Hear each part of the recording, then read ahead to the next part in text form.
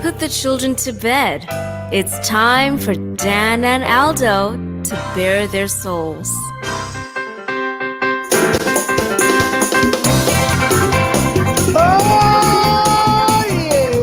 I love the Chicago Bears more than I do masturbating, and that is a lot.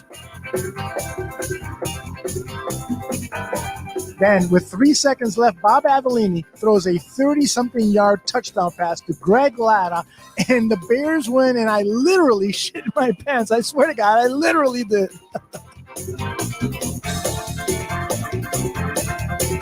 Eric Kramer, for me, I love the guy. He's a tragic figure. I mean, he embodies all that is. If they don't run the ball here, I'm going to vomit. I swear to God.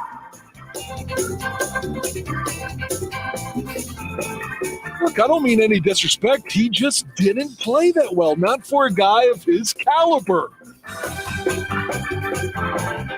You know, they won, but I'm going to be miserable all week because they stunk. I don't really have any recollection of that at all, but I guess perhaps I blacked it all out. So, Dan, tape is the ultimate tool for scouts and for coaches to evaluate players, to detect plays and so forth. And they spend hours looking at tape, right? Why do they so often get shit wrong?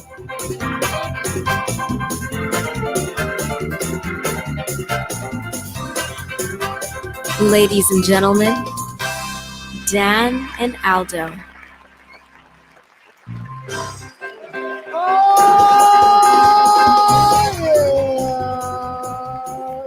Dwyer, how are you, my friend? I am well. I'm sorry that you had to go back to back here on your podcast. You're a busy guy. I am a busy guy. I like it that way. And I had a great time on the premiere episode of South Burbs Hitman. Joe Mando, Zim Zimmerman, and Gonzo Gonzalez hosting our new White Sox show, and they hit it out of the park. Great production values, great insight, and their guest for the opening episode was Chuck Garfien. So if you are a White Sox fan, that's a good show. Yeah, if you're a White Sox fan, make sure you check it out. And those guys are going to bring it all year long with a great guest. Scott Merkin from MLB.com, who covers the White Sox for MLB.com, is their scheduled next guest, and they've got a lot of great guests lined up.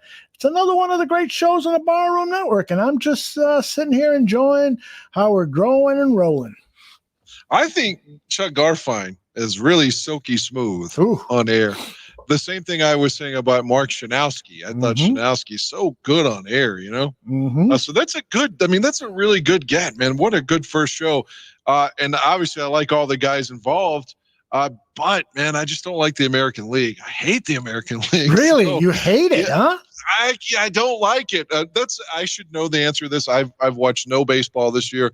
And it's like, if I were retired, I would love to reassimilate into baseball and like watch my team 162 games. But is the DH in the NL this year too, or is that just last year? Just last year. Good, because I don't want the fucking DH anywhere near the National. I guess I'm a traditionalist in that regard. But yeah, that sounds like a great show, though. So I'm glad you got Zim doing a show now. So that's good. Yeah, you know, it's funny because I love the guy, and they threw it to him, I think, for his first question to Chuck Garfien, and he was so nervous. He fumbled around and said, you know, I realized I'm going all over the place with my question here. It's one of those clips that I'm going to isolate for him and send to him and say to him, remember your very first show? Remember this moment? Yeah, he's like, I mean, I'm not trying to be his therapist, but I mean, the guy's obviously performed live and stuff before. He doesn't give himself enough credit. Exactly. Like when he was on the air with us, he was fine. But he was telling me, hey, man, I sucked or whatever. And he didn't. He was good. No, he's fantastic. He's knowledgeable. Yeah, he's going to be a dad soon, too. That's right. And he's got a really cool soundboard for that show. And he has got great comedic timing. He drops these sound bites in. Unfortunately, he did it really, really well in rehearsal. But during the show, he was a little bit off. So he was really nervous. I'm kidding you, Zim. Great job to all the guys on the South Burbs Hitmen. And I just want to also say that premiering a week from Wednesday, we've got a new show called Bar Down. It's all about the Blackhawks, and it's Vinny and Joey Parisi. I hope I pronounced that correctly. And these guys are just fantastic. Not only do they know hockey and are passionate about NHL hockey, but they love to debate. They're brothers, so of course they're going to debate one another when talking hockey. I mean, they not only debate hockey, but they debate things like what's the sweetest vegetable, and they just go on and talking about stuff like that. So it's going to be a very entertaining show. That'll be a week from Wednesday, and of course we've got the Bulls 101. That's a new weekend show. So we're hitting them out of the park here. We're growing and rolling, as I said earlier. Well, I've got one baseball question for you before we veer into the Bears. And again, I'm going to sound like the old man telling you to get off the lawn, and I get it, but I know it's not going to change. But in my opinion, I'm just going to see if you agree or disagree. Okay. In my opinion, I really wish they would drop interleague play. I think it takes away, for one, it killed the All-Star game. Mm-hmm. Like they literally, even putting in for a decade that the winning team that league would get home field advantage versus just the standard rotation for the World Series. Mm-hmm. Even that took the luster away. And obviously for the World Series, it's not, I mean, I'm not going to say it's not the same, but I thought it was better when the two, now don't get me wrong, like the one year, like if you do it 97, 98 when it starts, that's cool. But to see the Cubs and the White Sox, the Yankees and the Mets, that's cool. But I think it served its purpose. I agree with you. When it first was introduced to baseball, I was totally into it. You want to see the stars of the American League go up against the stars in the National League. And here, Chicago, you got the Cubs and White Sox and so forth. But the luster has gone from interleague play. That's one of the things I would change if I was commissioner of baseball. I would also make the baseball season max 152 games like it was many, many years ago. I might expand the playoffs if I could come up with a scenario that would appease everybody. But I think the season is too long at 162 games. 152 max is what we need. I have found that every time there's like a strike shortened season, whether it's the NHL and Major League Baseball, so I end up enjoying the season even more because every game now takes on so much more significance. And when you got 162 games, what's the old saying in baseball? We'll get them tomorrow. Well, you have a lot of tomorrows in baseball. You have too many. So Ace Daniels, by the way, is in the chat room, and he says, "Hey, Dan, how are you?" I am well. I asked him the same question. How is he? Ace is always good. That's why he calls himself Ace, because he's always feeling ace. Robert De Niro was Ace in Casino. Yeah, he was. How do you remember that? I've got a story about Sharon Stone's vagina later. Oh, remember she was in Casino with Robert De Niro. That's right. But you're talking about the movie Basic Instinct. So you're going to save that for later? Yeah, unless you want me to jump. I can just start talking pussy right now if you want me to. Go for it, brother. Okay, so you know the scene. Yes. I mean, who doesn't, scene. Right? Okay, if maybe some younger people, I don't know, but there was a film in I think circa 91 called Basic Instinct. Mm-hmm. So it's got Michael Douglas in it. It was an established star, and you got to give Michael Douglas credit because he attributed his throat cancer to eating pussy. What a great story. Like if I had throat cancer, I hope it's from eating pussy. But well, maybe that's bad though. But he's eating Catherine Zeta-Jones. I might just be eating some whore. I don't know. Anyway, let's get back to this. So Sharon Stone, who was a rising star at that point, she her first film is Irreconcilable Differences, the good Ryan O'Neal movie back when the fucking kid from E.T. that grew up and had so much drama. What was her name? Drew Barrymore. Yeah. Drew Barrymore was in it. She divorces her parents. How far ahead is that movie now? Really? But Sharon Stone was her first movie. She worked her way up. She was in Police Academy 4 and and now she's in her biggest movie to date at that point, which was Basic Instinct. And she says the scene, if you all don't know it, she has her legs crossed. She's written a book about a murder, and the way it was written has transpired in real life. So they think she's a suspect. Right. A person gets killed with an ice pick or whatever. Right. And so she's kind of got her legs crossed. Well, she does have her legs crossed, and they're interrogating her, and she opens her legs, and you see her vagina. Mm-hmm. It's just a second. And I know now on Netflix, you see hard dicks all day. Everybody's got something like nudity. But in 1991, too, like to see a vagina on a rated R film was a really big deal. Oh, yeah. And I was coming into my own, pun intended. At that point. So I had that on VHS, and I wore it the fuck out. Like the part with the vagina, the tape would start getting lines and shit in it. Because I would rewind the tape so often and pause it and I'm just doing my business to it. But so the story here is this. She's written a book, and it's going to come out later this month. She says that the way this scene came into fruition, now I got to quit saying these puns. That was unintentional. That the director was like, hey, your panties are white and they're reflecting that there's weird lights going on right here. Mm-hmm. Can you take off your panties? I mean, no one's going to notice, just it's going to help with the lighting. Mm-hmm. So she calls her agent and thinks about it for like 10 minutes. And then she agrees because she knows this movie is her big break. Mm-hmm. And she says that she's in post-production. The movie hasn't come out yet. And she's watching a cut, not with the director, not with anybody of any importance, but just somebody working on the movie. And they show it to her. Oh, by the way, your vagina made the film. And she's like, what the fuck? She said, I was told that it was just to take off the panties for the lighting. And they're like, well, they kind of slipped it in there. And she's like, no one was going to tell me? Oh, my goodness. So she said, again, she evaluated what she should do with her agent. Mm-hmm. And ultimately, reluctantly acquiesced because it was done. And was she going to sue? Then they're going to say that you can't work with this woman. Right. So she went along with it. Obviously, it went well for her. She's in Casino right after that and wins an Academy Award. So. Well, and Paul Verhoeven was the director of that, and he is known for doing nasty things on the set. He was one of the films that he did was that stripper movie with Kyle MacLachlan and Showgirls. Showgirls, right? Which has been panned left and right, up and down, but it really is a pretty good movie, in my opinion. It's a guilty pleasure. You get to see Jessica Spano from Saved by the Bell naked. That's right. Oh, my gosh. And she's so sexy, and her performance is so good there. And for some reason, that movie did not elevate her into star status, which is what I expected, because a lot of the critics were just so mean and hostile towards that film. I'm not sure what the rating is on Rotten Tomatoes. If it even has enough reviews to earn a ranking, because it's 25, 30 years old. But Verhoeven, who also did Starship Troopers, which is another movie that I like a lot.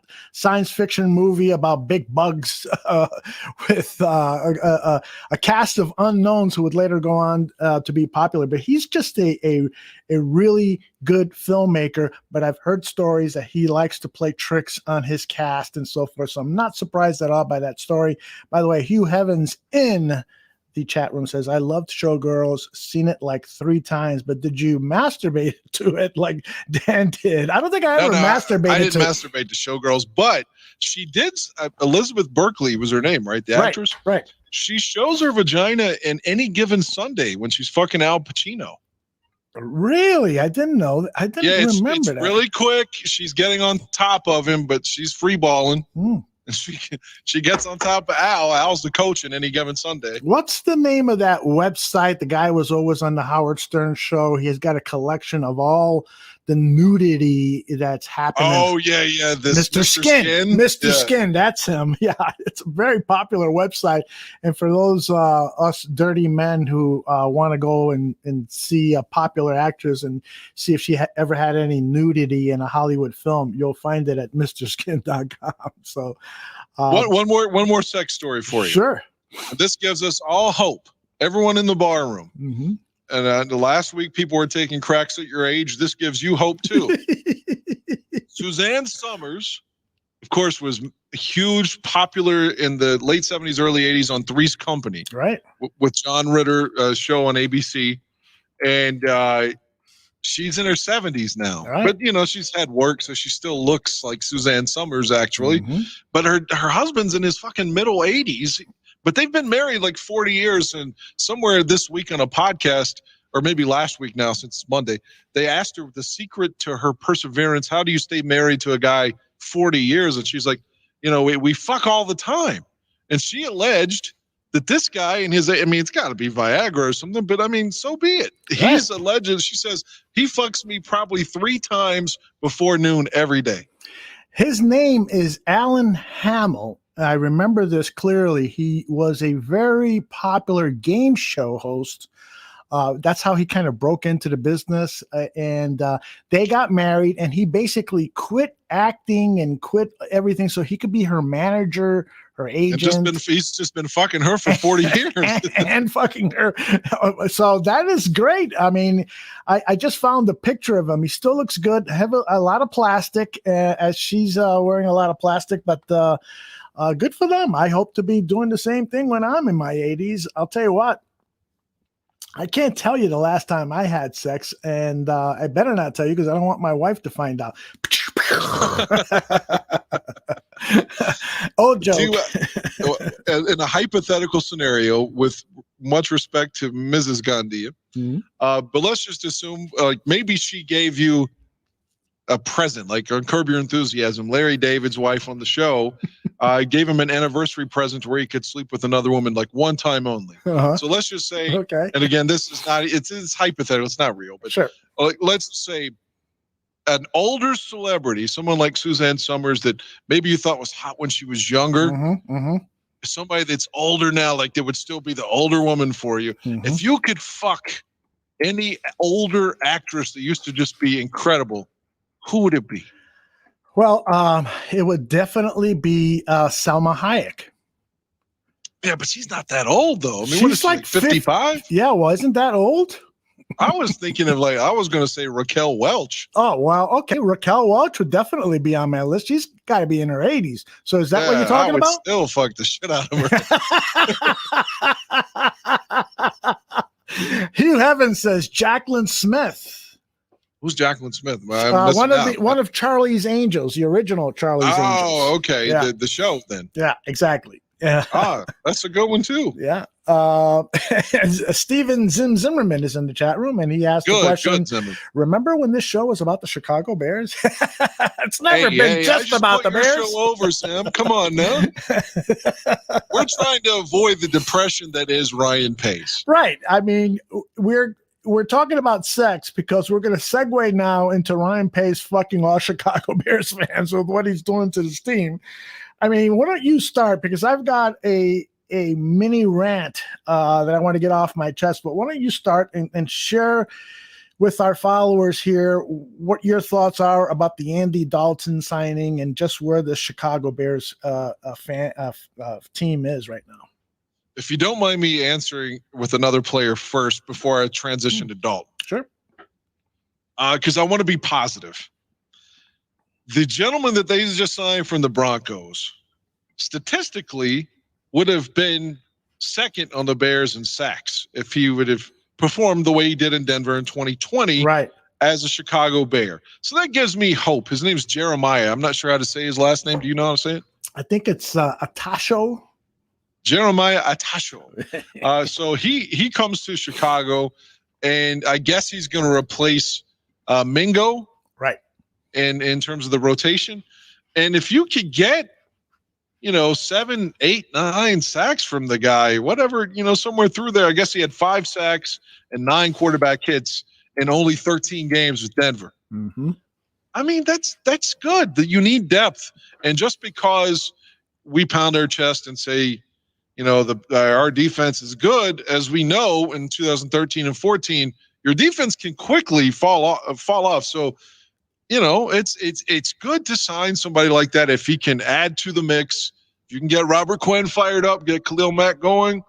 You got Roquan's not really necessarily a blitzer though, but if you can get some sacks, that's going to lead to turnovers. So, I'm happy with that acquisition. I know a lot of people are saying, well, he's not a big name. Okay, but if he can, Mingo was okay, But if this guy could be an improvement, that helps. Now, the negative, I have a hard time wrapping around my head that they couldn't get Kyle Fuller to do one of these things like Khalil Mack when they're like, I'm not saying that was the right thing to do. It's hard for me to fathom that they couldn't get him to sign an extension, defer the money a little bit, or some way you find a way to keep this guy. Yeah, I mean, he was playing at an elite level. He's not getting enough interceptions. I get that in terms of what you want to consider a number one corner, but he creates turnovers, and arguably was the best player on defense last year, I think, for the Bears. Behind Roquan, I would say. Yeah, you're right. But you're right. Yeah, no, that's fair. He's still young. What is he, 29? 29. Yeah, and he's your guy you drafted. I just wish they could have found a way. And coming after the Andy Dalton signing, it makes you feel like, well, they chose to sign Dalton to $10 million. The most asinine part of that is that apparently in Dallas he only signed for $3 million last year, and then we give him $10 million. Like, if he played for $3 million in Dallas, and the cap is coming down, you could probably get him to come for like 2.5 and be like, look, the cap's coming down. Like, what do you want? Or maybe 4 at the very, do you have to give him 10? Was he playing hardball saying I'll go be a fucking backup in Buffalo like Mitchell Trubisky? What was he saying? I don't think they had to give him $10 million. And as a result, people are saying, well, they're going to have to get rid of Akeem Hicks. But now Brad Biggs says, maybe that's not true. But my rant is, the Dalton signing basically led to you having to get rid of Kyle Fuller. And I'm not too happy about that because who do we have? We just signed the guy from Detroit and our rookie from last year, Jalen. If he's back and I don't know what happened at the end of last season. I don't think he has to have surgery, right? I mean, he's going to be okay. Correct. Yes, but still, you need some help in the secondary now for sure. I don't know if it's just the draft or maybe you're hoping to get another veteran that could be released. I don't know what Ryan Pace is doing right now. And I know that's a popular opinion, and I'm not just trying to pile on.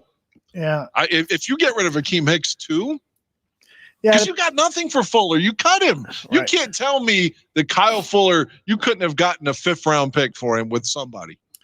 Well, apparently they couldn't because they tried to over 48 hours, 72 hours, maybe longer than that. They tried. Yeah, but that was after they announced that they were cutting him. Well, that was the problem, right? I mean, That's part of my complaint here against Ryan Pace is that one of the many things he has screwed up is that he has not had a good relationship with the media where he can work the media to help him not ask for favors, but plant stuff in the media. We will never get rid of Kyle Fuller. Kyle Fuller is here for the rest of his career.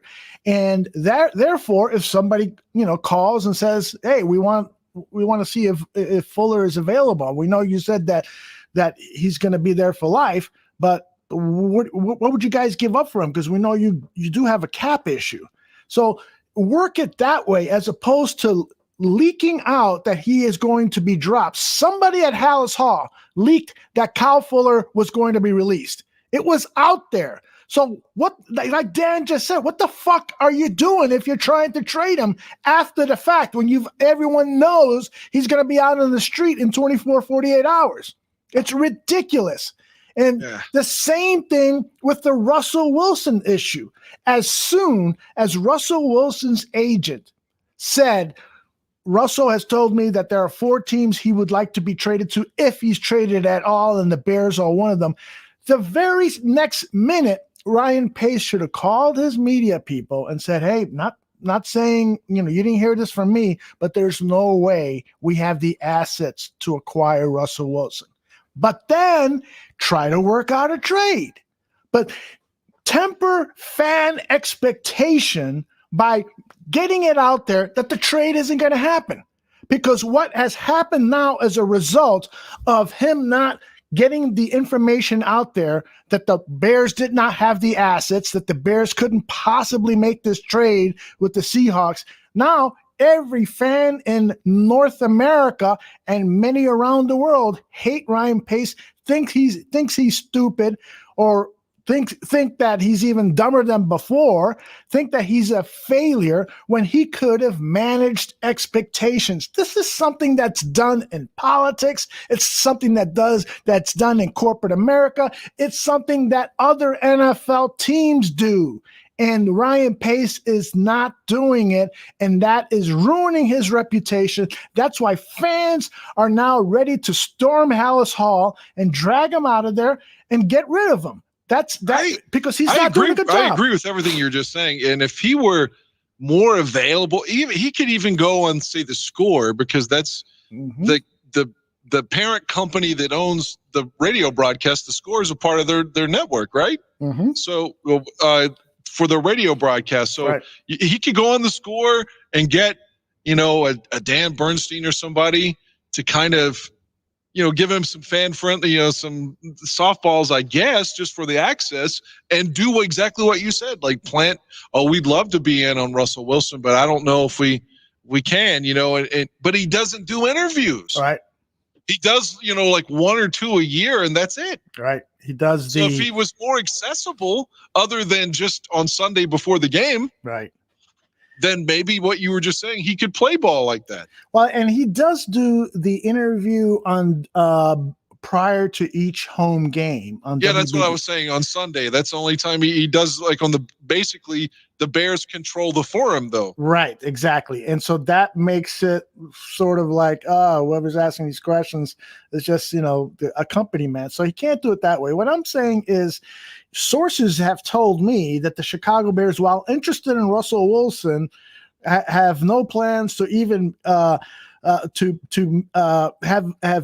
no confidence that they can make a respectable offer to the Seahawks. Something like that, and so it doesn't have to be Ryan Pace, although I get what you're saying. If he did a couple of more interviews, he did one to The Athletic, he did one to whatever media outlet here in Chicago, that would help his reputation. But there is this disdain, I guess, for communicating, and he has been quoted as saying, or indirectly quoted as saying, that's part of the coach's job to communicate with the media. It's his team and so forth. But we're not talking about X's and O's and player management from a culture standpoint. We're talking about the general manager, the guy that's responsible for the coach, responsible for the roster, responsible for so many things that only he can answer. So you're absolutely right, Dan. He should be answering questions. This whole thing is fucked up because he's still learning on the job, and George McCaskey treats him like, the idiot son, and lets him get away with mistake after mistake after mistake. It's really pathetic. He does. You kind of feel like that this is like George Bush and W now at this point. That's right. Because Bush 41 was always having to like get W out of trouble when he was younger, and like he thought Jeb was like the political guy that was going to be president. Mm-hmm. He had no faith in W. He was always he was always drunk somewhere, Right. But W, give him credit. He found God, and for like 40 years now has been clean. So but my point is, I was making the analogy that for whatever reason, it almost feels like nepotism. Like it's almost like he's related to the McCaskies. Mm-hmm. That we just love him, make him team president. We've said that. But look, he's here at least one more year. Right. I saw Mike North. I don't remember what the original thread was, what someone said, but Mike North's response to it was, 4-12 with this team, and possibly 4-13 now, because it's going to be 17 games. Is that a fact? Correct. So it could be 4-13, which is so weird to say. But I have to root against that happening. But I guess the only positive is if they really are that bad, then perhaps we get rid of the clown show that these two guys are. Mm-hmm. Yeah, and it shouldn't be this way. This guy's been here since 15. That's right. And there's all sorts of speculation, and I've been speculating about it too, is that the reason Ryan Pace and Ted Phillips wouldn't answer the question about Pace's contract status, whether it was up at the end of this season as last reported, or whether it's been extended to match Matt Nagy's contract, which goes through the end of 2022. That question wasn't answered. So because of that, and because of the behavior by the general manager and some of the moves and so forth, it's got me thinking maybe they've extended this guy to 2022 and maybe even extended it beyond. And so we're fucked. We're fucked if McCaskey has done that. I mean, it's his money, but it's going to make him more reluctant to make a move if he has shown confidence in Pace and or Nagy by extending their contracts, and we're not aware of that. And that also pisses me off, just because we are the shareholders of this NFL team. I know the Green Bay Packers fans get the reputation of being the shareholders, but we're the ones that buy the memorabilia. We're the ones that buy the tickets. We're the one that push up the TV ratings to the highest of any NFL city. Put the Chicago Bears on national TV and the ratings are always bonzo. We're the ones that do so much for this franchise to put those billions of dollars into the pockets of the McCaskey family. They owe us an explanation as to what's going on with our team. It's our team because we pay for it. So it pisses me off that they are not as transparent as they can be and not give away strategic advantage, that they don't care about what we care about. It's like our passion is 10 times the amount of what their passion is. I don't get this. It's infuriating. And what you just said about how the Bears are behaving, if you just took a story and you didn't know that this was from today or this offseason, this feels like some shit we would be talking about when Michael McCaskey was in control. Like, this sounds like some shit like, well, he didn't grant interviews and he wouldn't answer questions about contracts and who was going to be the coach. And he didn't have an agreement, but he had an agreement. Those are like the things that the Bears did under poor leadership. We thought that the Bears were past that. They got their stadium, they got to stay, they hired a new GM, and they've hired a couple since subsequently after that. You just thought that the era of the Bears just being dumb was over. Yeah. At least I thought. I thought so too. And I think I've mentioned this in the show before. George McCaskey worked at WBBM TV as a news writer when I was there. Always the nicest guy when you pass him up on the hallway, just a sweet guy. Every fan that's had an interaction with him, even before he was the president, chairman of the Chicago Bears, and now just speaks glowingly of him. And I have no reason at all to say that he's a bad person, but it just seems to me that the way they are managing this organization, it's an embarrassment. It's an embarrassment to all of us fans who pour so much love and attention and affection into this team, and they are just letting us down over and over and over again. And his mom. Mm-hmm. I mean, you can say what you want. Oh, she's a figurehead. What is she really? But she travels to all the games and still talks glowingly about the days of how the players were cute back in the 40s and shit. So the point is, she cares about the team. Mm-hmm. And as we know, she's in her upper 90s. I mean, and to use a cliche, nobody's promised tomorrow. So who's to say how many more seasons she has left? And you're wasting her last days with this shit. Yeah, exactly. Well, you would feel it seems like you would feel pressure to try to get one for her before it was too late. Russell Webster asked me if I've ever reached out to George McCaskey, and the answer is no. My hope is that I can catch him over at Soldier Field one day, and maybe he'll remember my ugly mug because I was on the air then, and so while I didn't have a good relationship with a lot of people who worked in the newsroom, a lot of people knew who I was because I carried a microphone and said, Aldo Gandir reporting from this fire where I've been inhaling these flames and I got a fucking hangover, and back to you. And that's a true story. On the night of my bachelor party, I go back home around 4 or 5 a.m. and I'm in bed for about 15 minutes and I get a call from WBBM TV's news assignment desk. Hey, Aldo, we need you to get over to the south side. No, it wasn't the south side. That was a different one. That was the blackout. The one that really drove me nuts was the fire at the River North Art Gallery, a huge building that just burned down quickly. And by the time I got there at like 7 a.m. with 15 minutes of sleep and a hangover, I was dead. And then I'm smelling these fumes and I'm thinking to myself, how am I going to get through this day? I'm sweating on camera when they went to me live. It's a mess. It's a fucking mess.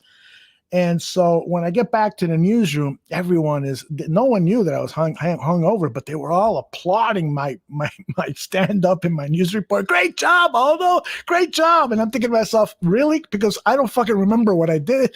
I was so drunk. So, but hopefully. So you were sweating like Nixon in the first debate with Kennedy. Worse. By the way, that debate happened at WBBM TV studio. And when I was there, one of the first assignments I had was to be assistant producer to Jim Hatfield, who did a half-hour documentary on that debate that happened at Studio One at the old WBBM studio. So look at that! Look at that segue. That's awesome. That? Pretty cool. So anyway, hey, real quick, can I respond to what you were saying about George? Sure. And not to downgrade your credibility in any capacity, it's certainly not meant that way. What I was going to say is, if he was ever going to appear on the network, do you think it would probably be through Mike North? Yeah, I mean, the McCaskies have a difficult relationship with North. This is kind of part of Chicago sports broadcasting lore, is that Mike interviewed the brother of George McCaskey, the former chairman of the team, Edward McCaskey, and Michael McCaskey. I'm getting my McCaskey names wrong. And Mike Torrenta, he just really leveled him and so forth, to the point where McCaskey hung up on him. And so it's been a frosty relationship between the McCaskey family and Mike North. And Mike has kind of reached out to them and said that, I'd like to, bury the hatchet, but he's reached out publicly. He hasn't made that phone call yet. So okay, we're going to have to use Buffon then. Hey, you know who my uncle is? That would be probably the appropriate way to go. Yeah, there you go. Ravi says that Mike North should write a book. And guess what, Ravi? Mike and I have been talking about that. We've actually done some work on an autobiography for Mike North. There's going to be more news on that very, very soon. So let's get back to the Bears. And so I want to, the whole Andy Dalton thing, it's not the worst move in the world. As Aaron Current on the Barfly Tailgate show Sunday morning, pointed out, of the quarterbacks who were legitimately available, he was the best choice. I mean, statistically and by the book. I mean, do you want Jacoby Brissett? Well, he's a good quarterback, has had some moments, but statistically, he's not as good as Andy Dalton. Same thing with Tyrod Taylor. Same thing with who was the other guy he brought up? There was a third quarterback who was available, but nonetheless, he could, be a better than average, slightly better than average quarterback, and with a sound defense, a good running game, improve the offensive line, and get another weapon to go along with Darnell Mooney, Cole Kmet, Jimmy Graham, Allen Robinson. They could have a offense that will perform at a 20 to 28 points a game level. And this defense being what it can possibly be, this team could surprise us. I'm looking at things, being optimistic, glass half full. No, I agree, but to be somewhat negative, and this means nothing, but I always look for ironies in things. Like, for example, Lovey's first game as coach was at Soldier Field versus the Lions, and his last game as coach was against the Lions. I always look for shit like that. So I don't know, just a sense of irony or something coming full circle. And I feel like Ryan Pace's first big move was to sign a redheaded quarterback. And now he's got another redhead. So maybe that bookends his tenure. He signed a ginger. He signed another ginger, and he's gone now. I'm not trying to be funny. It's like I really thought that. I was like, maybe that bookends his tenure. But you know what you said tangibly about Dalton, I can't take away from that. He did have statistically some good seasons. There were a few years ago, and you know, it's not like he hasn't had some success in the league. The thing I thought more than anything was, I wonder what Nick Foles is thinking. That's right. I mean, seriously, like he's probably thinking, I could beat this fucking guy out. Mm-hmm. I could beat Andy Dalton out, but they've already told him that he's the starter. Why the fuck am I here? Mm-hmm. Just trade me back to Philly then, where I'm a fucking icon. Mm-hmm. And there was reports late last week. Of course, all these reports and rumors have been wrong the entire offseason. But they were saying the Bears were shopping Foles back to Philly. Right. And that they were interested. Even if you got like a 6th round pick. Absolutely. I mean, you're going to need another quarterback. You can't have Tyler Bray being the backup. But if Dalton is your starter, I mean, do you really want to pay Foles all that money to be the backup? Although Foles does seem like a legitimate good guy, like you wouldn't be starting shit with him. And right. But I don't know, like if chemistry is our thing and we're looking for synergy and the club to be like so united, I don't know that this is the way to do it. There so many players that's been leaked out were like pissed off about Kyle Fuller leaving. Yeah. And then the Akeem Hicks story, like there are people saying like the culture of this team is dead. So where do you go from there? Well, the irony, right? Because they talk about culture, but there are a lot of pissed off players, and that stuff will wear off. You know, I don't think a lot of these players are going to be. Never did for Mark Trestman.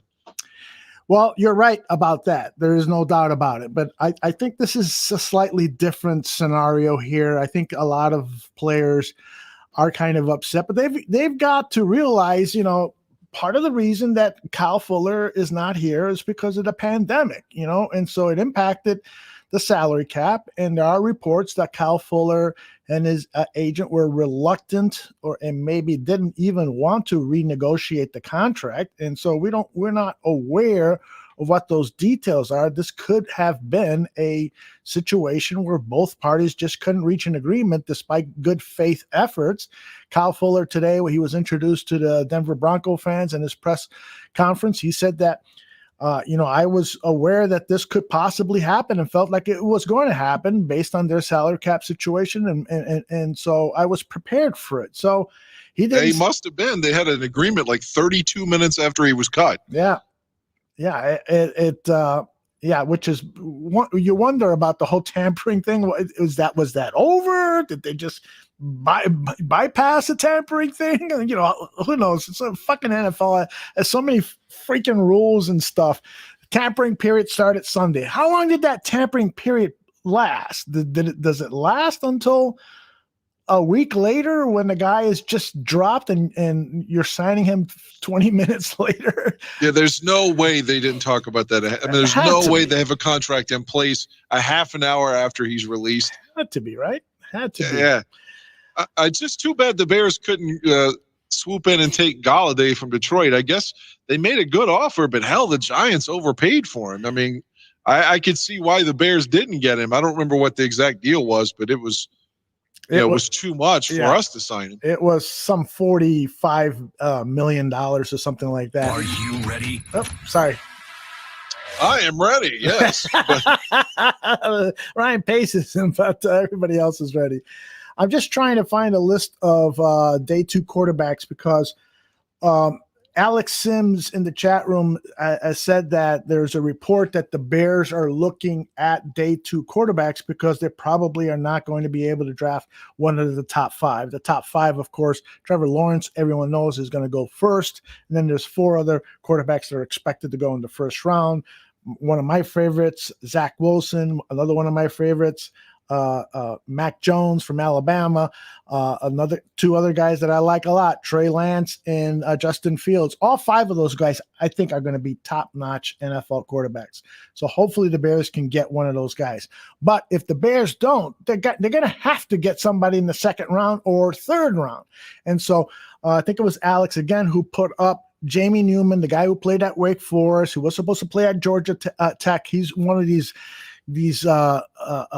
sleeper guys that I really like a lot. Powerful arm. He can do some incredible things. Unfortunately, because he sat out that season, he didn't look good in the Senior Bowl, and we didn't get a chance to take a look at him play SEC football.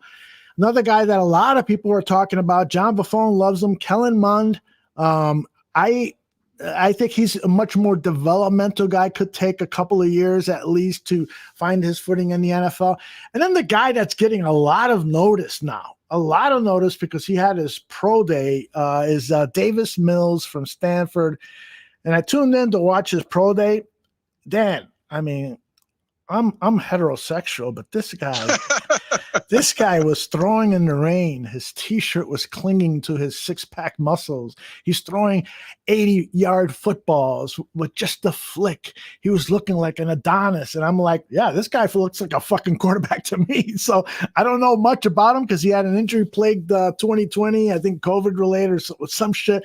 But I'm going to do some research on him. And I know Danny Shimon has for the last 2 or 3 weeks started talking about him on Draft on Tap. So he could be a sleeper guy, 3rd round pick. But the Bears have to pick up a quarterback. And doesn't it seem like they're doing the same thing to Andy Dalton that they did to Mike Lennon? It's like, yeah, you're going to be our quarterback. Hey, by the way, come on over to the draft party. And then they're going to draft somebody. And I mean, it seems like the same thing, right, Darren? Yeah, it's my year. I was told I was going to be the starter. Right. They're both redheaded. Yeah, it's just... he's got a good-looking lady, though. Oh, well, she's gorgeous. She's gorgeous. Yeah. And I wish Chicago Bears fans weren't as ornery towards him. This is, Dan Wiederer asked a question because Dan, your favorite Chicago Bears beat reporter, he asked the question, why are people being so hostile towards Andy Dalton? There's just no way Russell Wilson was coming here, and this was the next best thing. And my response was, nobody is really mad at Andy Dalton. Well, they're mad at Ryan Pace that we got into this situation again. That it's the expectation right. is what it is because of that report, like you said earlier, even if he was bullshitting or telling the truth, if he comes out and almost squashes the Russell Wilson rumor right up and says, look, guys, we appreciate Russ. He's won a Super Bowl, he's gone to 2, but we can't mortgage our future to give up 3 or 4, this whole offseason, the Bears, I mean, how many articles have you seen? It's imminent. The Bears could trade for Russell Wilson or Deshaun Watson. So you build up these expectations with people right. that something big is going to happen. Something big we're going to have a big name quarterback, maybe even Jimmy Garoppolo, which was sort of a fall off, but still someone thought we were going to get a big time quarterback. And then you bring in Andy Dalton. That's your own fault, though, because if you would have narrowed the expectations a little bit, and then maybe people would have viewed Dalton differently. But because they were expecting Russell Wilson, and then you sign Andy Dalton, then everyone is disappointed.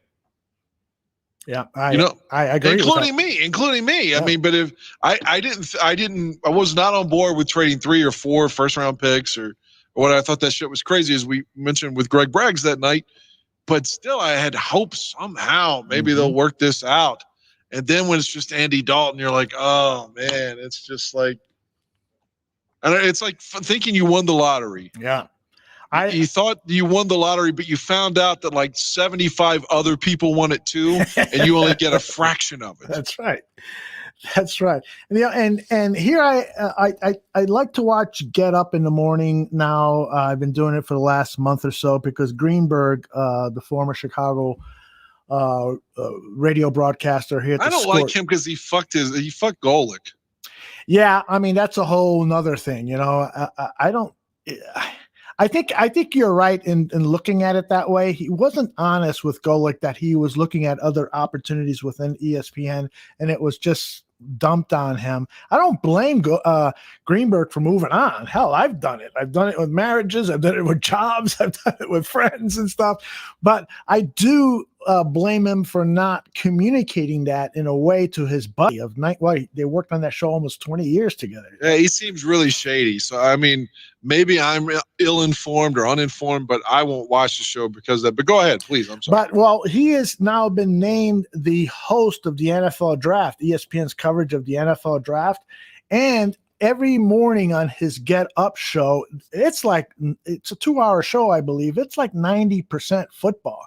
And so I love it, but the problem is that they have been beating this Russell Wilson to Chicago Bears story like nothing I've ever seen. I don't recall. A lot of times we complain here in Chicago, the national media doesn't pay attention to what's happening in Chicago. Well, this particular story is fucking overkill. Come on now. It's like they acquired Andy Dalton, and then almost a week later, they're still talking about the possibility of Russell Wilson coming to the Bears. And it's not just talking about it. It's Adam Schefter coming on and talking about it. It's 3 or 4 of their other guys, Louis Riddick and this guy and that guy. They're just eating. It's like they don't have anything to talk about. And there's plenty of NFL news to talk about.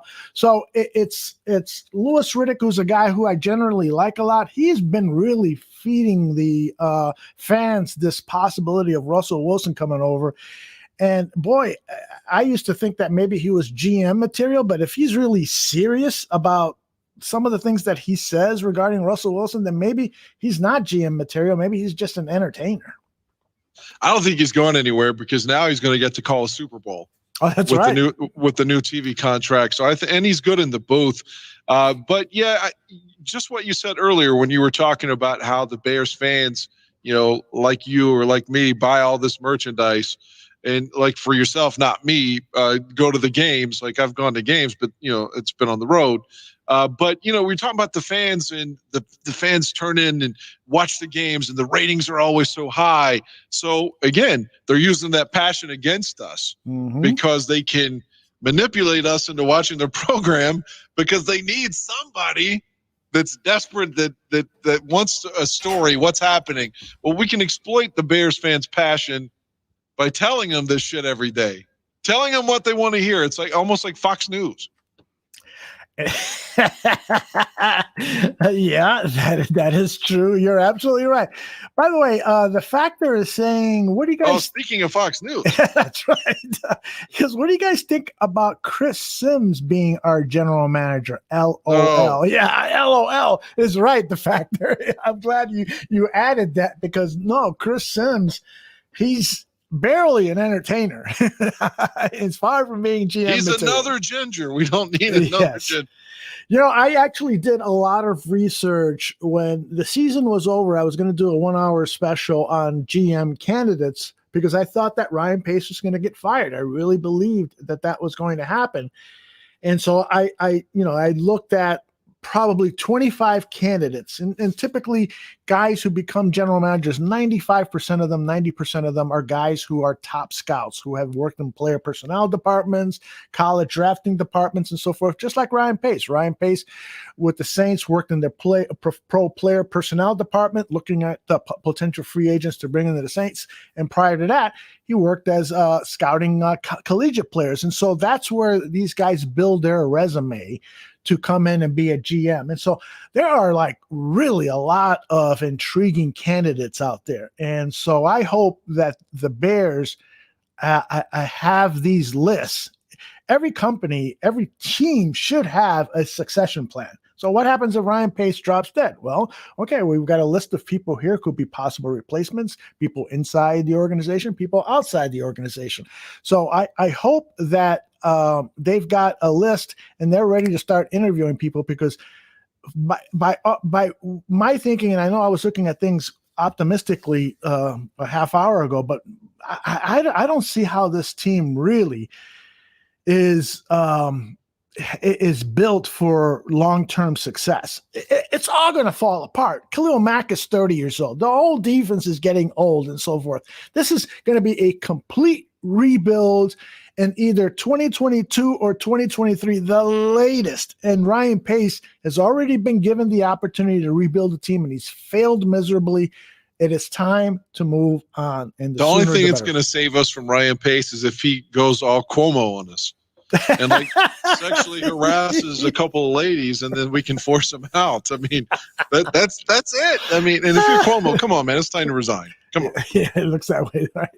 I mean, you're not surviving. I think everybody deserves due process, but dude, just hang it up, man. You're not going to survive. Although it's God, there's 13 accusers against Deshaun Watson now, but from like massage parlors or something. And I'm reluctant to talk about that because we really need more evidence before we, Yeah, I don't want to slam the guy either. I really don't, like, because it's so weird that these stories just like sort of popped up seemingly overnight. Right. But so it must be said that there is a allegation out there, a rumor that he is being set up by Texans management. The lawyer who is representing these women, like you said, a total of 13 women, not all 13 have filed lawsuits yet, but it appears that they will. The lawyer is like a neighbor of the owner of the Texans. Oh, God, that's so underhanded. Yeah, so it might be that he is being set up. It might be that the Texans owner is saying, screw this guy. He doesn't want to play with us. I'll get him. It could be because by all accounts, here's Deshaun Watson. He was a great leader at Clemson. No allegations of anything. Stayed clear of stuff. And now all of a sudden, after he gets into an argument with Texans management, all these allegations come up. Now, I say that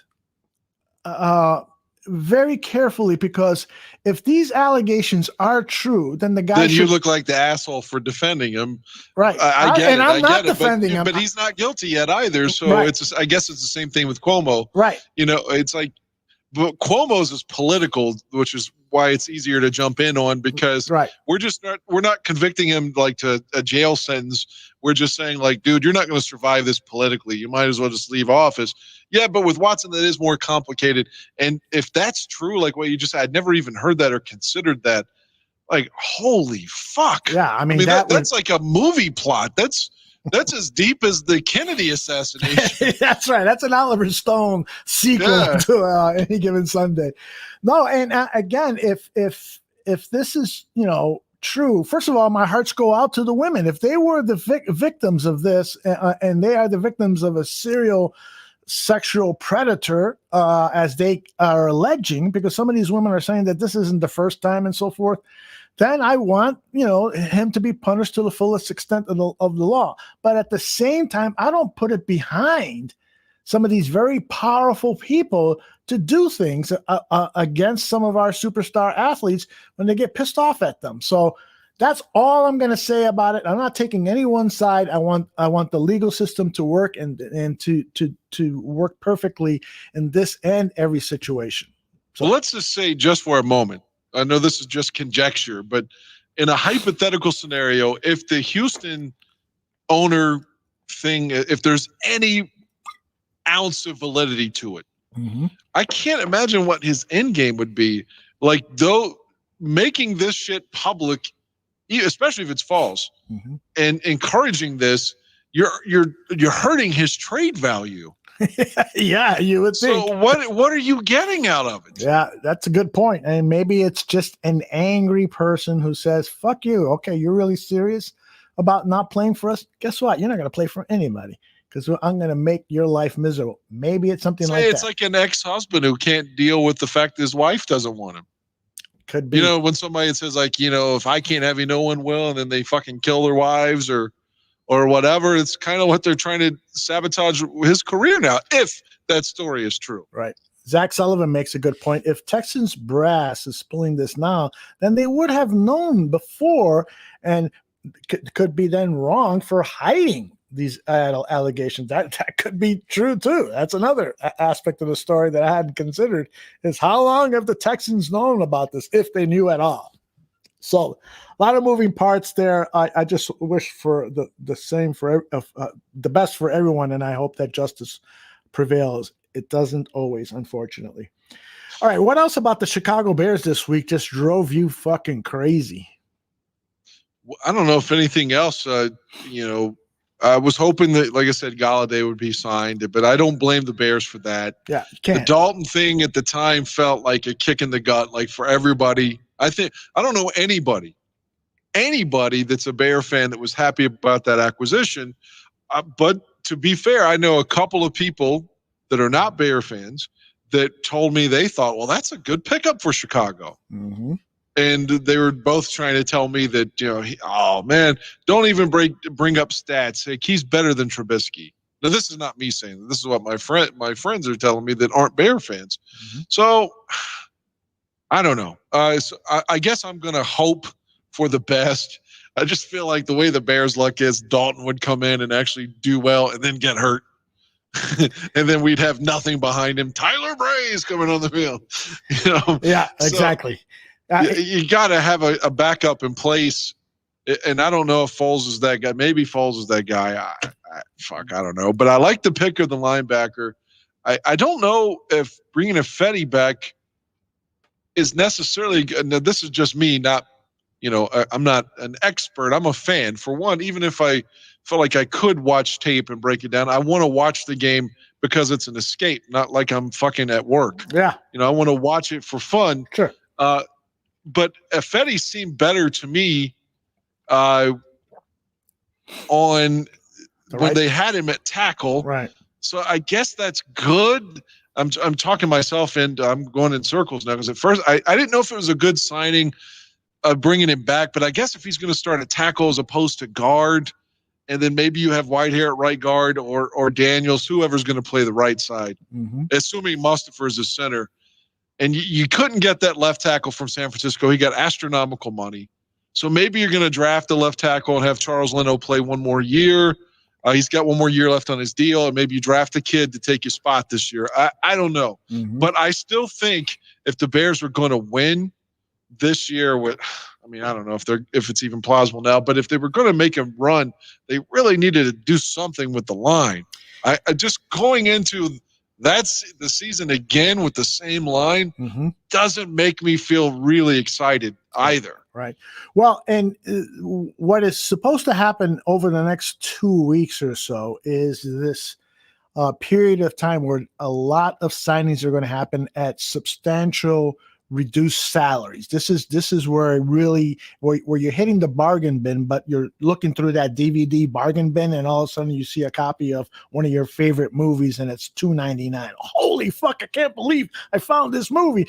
That's what's going to happen now over the next 2 weeks, and so I think that when we do our show 2 weeks from now, we're going to be talking about some offensive linemen who have been signed that are going to provide depth or be competing for starting jobs or could be slotted into a starting role. And we might see the departure of Charles Leno. Still to be continued. Anybody now that's predicting how many wins are going to happen for the Bears in 2021, I say to them, the roster is hardly set yet. It really is. I mean, we got the draft, and we probably got anywhere between, probably 10 more free agent signings. We're going to have 90 guys at practice, and there's only like 42 signed right now. So there's a lot of guys coming, and some of them could be hidden gems, and some of them could be guys who are going to sign those one-year contracts and say, I want to play with the Bears because they got a situation there where I can jump into a starting role right away and then set up a nice big fat contract in 2022. So I'm hopeful from that standpoint that this offensive line is going to see some improvements with new players over the next couple of weeks. What do you think about the Angelo Blackson acquisition? I didn't know a lot about him, to be honest, prior to the acquisition. So I did some homework on him, and it seems like this guy is an ascending player who had some issues when he first got into the league, but over the last season or two has started to play at a level that is beyond respectable. And so he's a big body. He's like about 340 pounds, 6'3", I want to say. And so he's a big body. And when I first saw those numbers, I was thinking, is Eddie Goldman going to come back? I know that, Pace was asked that question at the press conference recently, but Pace didn't make it a definitive, yes, he will be back. Yeah, he said, yeah, we've been talking to Eddie and things are good. What does that mean? That things are good, that he's feeling well or so forth? But nonetheless, you're asking about this Angelo guy, and I think that he could be a cog on this team. The guy that I'm worried about is Desmond Trufant, replacing Kyle Fuller. And here's a guy who over the last 2 seasons has just faced injury after injury. The Lions signed him last year to replace Darius Slay. And he only played in 5 or 6 games because of injuries. So we've got a problem there at cornerback. I don't know if we can go into the season trusting that Desmond Trufant is going to play 16 games and play them at a high level, given what he has done over the last 2 seasons. The reports are that he still plays at a good high level, but if you're not playing, then you're really not playing. So that's what worries me most is why does Ryan Pace sign so many free agents who are coming off injury seasons? It does seem like that happens a lot. Doesn't that irritate you? Of course it does, and it feels like I've said this over and over since Mike Brown was the safety in Chicago. We always seem to be with patchwork safeties too. And I know they took care of Eddie, and everyone knows Eddie didn't play well last year, and he was our guy.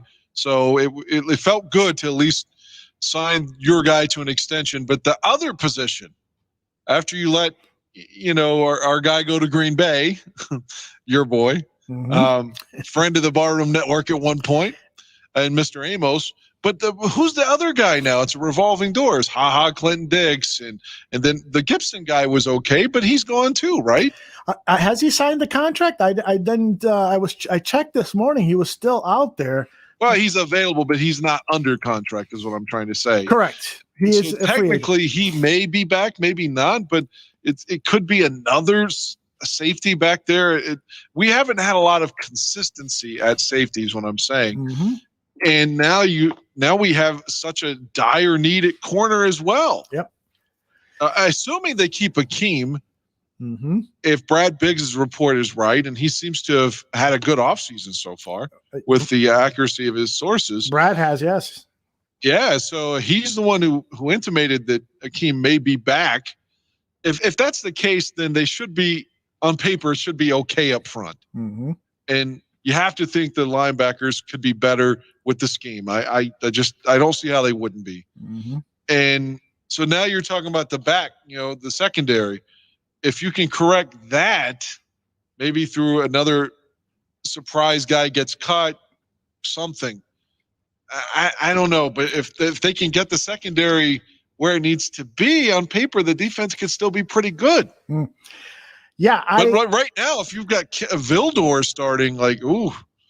Well, and I believe Kendall has a really good chance to be a better than average cornerback in the NFL, and I'll tell you why. Based on what I saw, and Danny Shimon and I were out at the Senior Bowl, and so we kept an eye on this kid from Georgia Southern because we got an interview with him. Frankly, when I interviewed him, and I put my microphone in front of his face, I had no idea who he was, but he looked like a football player. So I always start interviews with people that I don't know. Hey, can you please tell me your name and spell it for the editor back home? And so Kendall Vildor, Vildor. And I go, okay, I remember seeing him in the lineup chart. And so talked to him, and I asked him questions. Well, do a self-scout and tell me what was your best game in college and so forth. And he was a great interview. And then fortunately, when we got to practice, he was lined up for a couple of dozen plays right in front of us. So I was able to get some good video of him, kind of isolate on him. And that was the first day of practice, and all the next 3 days of practice just saw him get better and better and better in the week. And this is a guy who didn't face top competition in college football, but at the Senior Bowl was finally facing top competition. So I spoke with Jim Nagy, who is the executive director of the Senior Bowl, no relation to Matt Nagy, and he says, Chicago Bears fans, be patient. this guy is going to be a player. He's got a nose for the ball. He's smart. It's going to take him a little while to get acclimated to the speed of NFL football and some of the quality receivers he's going to get, but he's going to be good. And I trust Nagy's call on that, so I'm hopeful that this is going to be a good one for us. Is he ready to be a starter in his second season? I don't know, but he's definitely ready for some more playing time, and he's probably going to get it if Desmond Trufant is going to be the second cornerback after Jalen Johnson, who is another injury risk, of course, as mentioned earlier. So they got to get help. They have to get somebody else. You would think. Yeah, I mean, I agree. You got to get another. Maybe you look for a name that gets released, a veteran, and maybe even a draft pick too. Right. God, I just, they need help in the secondary, period. I'm concerned about the offensive line. And I mean, is Robinson going to be back? If so, our wide receivers could be okay. I still would like an upgrade. I mean, I know he was our draft pick. I'll root for him, but I hope that Anthony Miller's not our number 3. Well, you heard the story that he's being shopped around, which is kind of a joke. But who's going to trade for him? Exactly. Who's going to trade for him, and what are you going to get? Right. You'll get a 7th round draft pick. If that, you might get, a flip of draft picks. You can have our 6th and you give us our 7th kind of thing. But there's some teams I think that are going to look at Anthony Miller and remember the kid coming out of Memphis who reminded a lot of people of Antonio Brown with a little less speed, the acrobatic catches, the ability to get open and so forth. They're going to remember that and say, we need to get this guy, but we're not going to trade for him. We'll wait for him to hit waivers and maybe we'll get lucky and get him. I just don't see any trade value. I don't see anybody, especially this year, where this year the draft is especially deep at wide receiver, offensive line, and quarterback. And a lot of people are saying, well, if we go with Dalton and Foles at quarterback, we can draft a quarterback next year. No, you got to get one this year. This is the year. There's 5 first-rounders and another 5 guys you're going to go in day 2. You got to get one of those 10 guys. Got to. I agree. I definitely agree. Or like Ryan Pace said, he was, of course, he lied, but he said he'd like to have a quarterback in every draft. So, I mean, even if you drafted somebody day 2 this year and drafted somebody higher next year, I mean, it's okay. Like Robert Griffin and Kirk Cousins, and what happened? Cousins played more than Griffin. The guy that's always killed the Bears is available not as a quarterback, but as a wide receiver, is Golden Tate. Oh yeah, he's I always called him Golden Taint. He is available. And you know what? I've always thought that Golden Tate was going to be a Chicago Bear someday, probably like the last year of his career, something like that. So it might happen. By the way, King Pookie Nation Alvarez has this interesting question. He says, do you think that Ryan Pace can pull off a deal? And here's my response to that. And Dan, I hope you can add to this. Ryan Pace has made trades before. The thing is that I think that there's 31 other general managers in the NFL who think I can really get over on this guy. He's a stupid idiot. I can get like more out of him. It's like, apparently the meeting that they had a meeting with the Seahawks owner in North Dakota during Trey Lance's pro day. And so John Schneider, the GM of the Seahawks, and Ryan Pace, the GM of the Bears, they got together. They talked about the trade, offered 3 first-round draft picks, a 3rd rounder, and 2 starters. We don't know who those starters are. There's been all sorts of reports that it's You'd have to assume Kyle Fuller was one of them. Well, but I don't think so because of his contract. The Seahawks having to pick up $37 million of Russell Wilson's. They're over the cap. They got problems with the cap. So they would have wanted somebody like Jalen Johnson, all these young guys, a Cole Kmet, who are under their rookie contracts. That's who they wanted, in my opinion, from a salary cap standpoint, because they would be rebuilding. They're trading their future Hall of Fame quarterback, and they're going to get a young quarterback, whether it's the kid from the Jets who a lot of people hate, Sam Darnold, or maneuver their way up the draft to pick somebody. So I got a feeling that John Schneider said, what I'm going to do is I'm going to tell fucking Ryan Pace, no, we're not going to trade him. it's not going to happen. But come draft time, when the pressure is on and he's sweating, he's going to be like fucking Kevin Costner in that movie Draft Day and panic because his boss says, make something big happen. And Costner trades like fucking 3 first-round draft picks and, his girlfriend and his lunch for some guy that they haven't even scouted. That was a terrible movie, by the way. So I did not see it. Really? You haven't seen Draft Day? I didn't watch it. I don't know why. It just looked like it was going to be complete dog shit to me. So. I find it hard to believe that you haven't seen that. First of all, are you a Kevin Costner fan?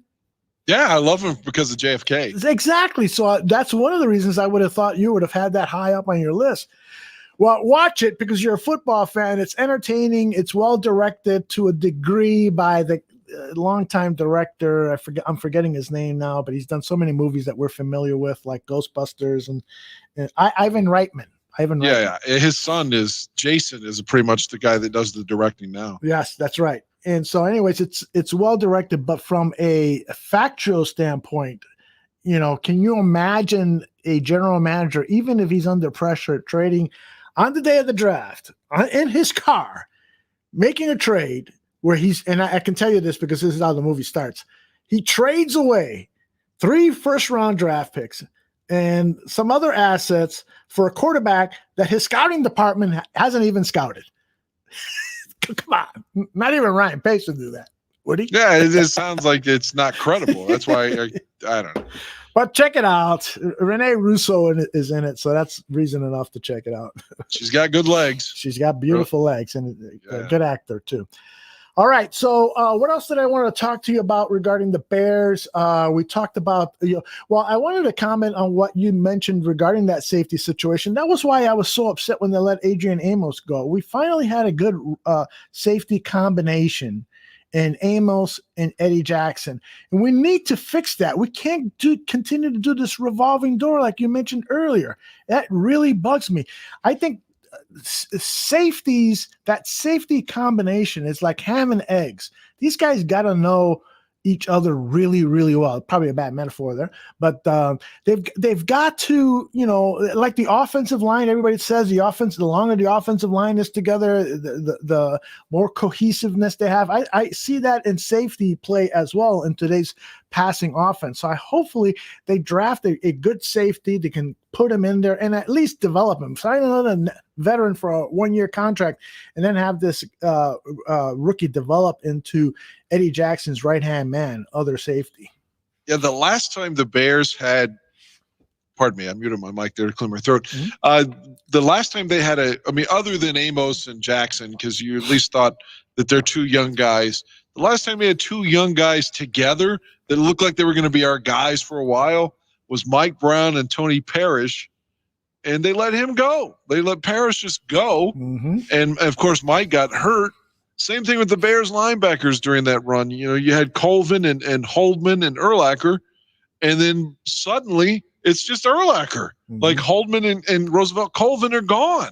Like these are your guys you're drafting and you're letting them walk. But the last combo I can think of safety, like we're veteran, stout, knock your head off kind of guys that we had, were probably Sean Gale and Mark Carrier. Like just 2 in their prime safeties, together at the same time. Right.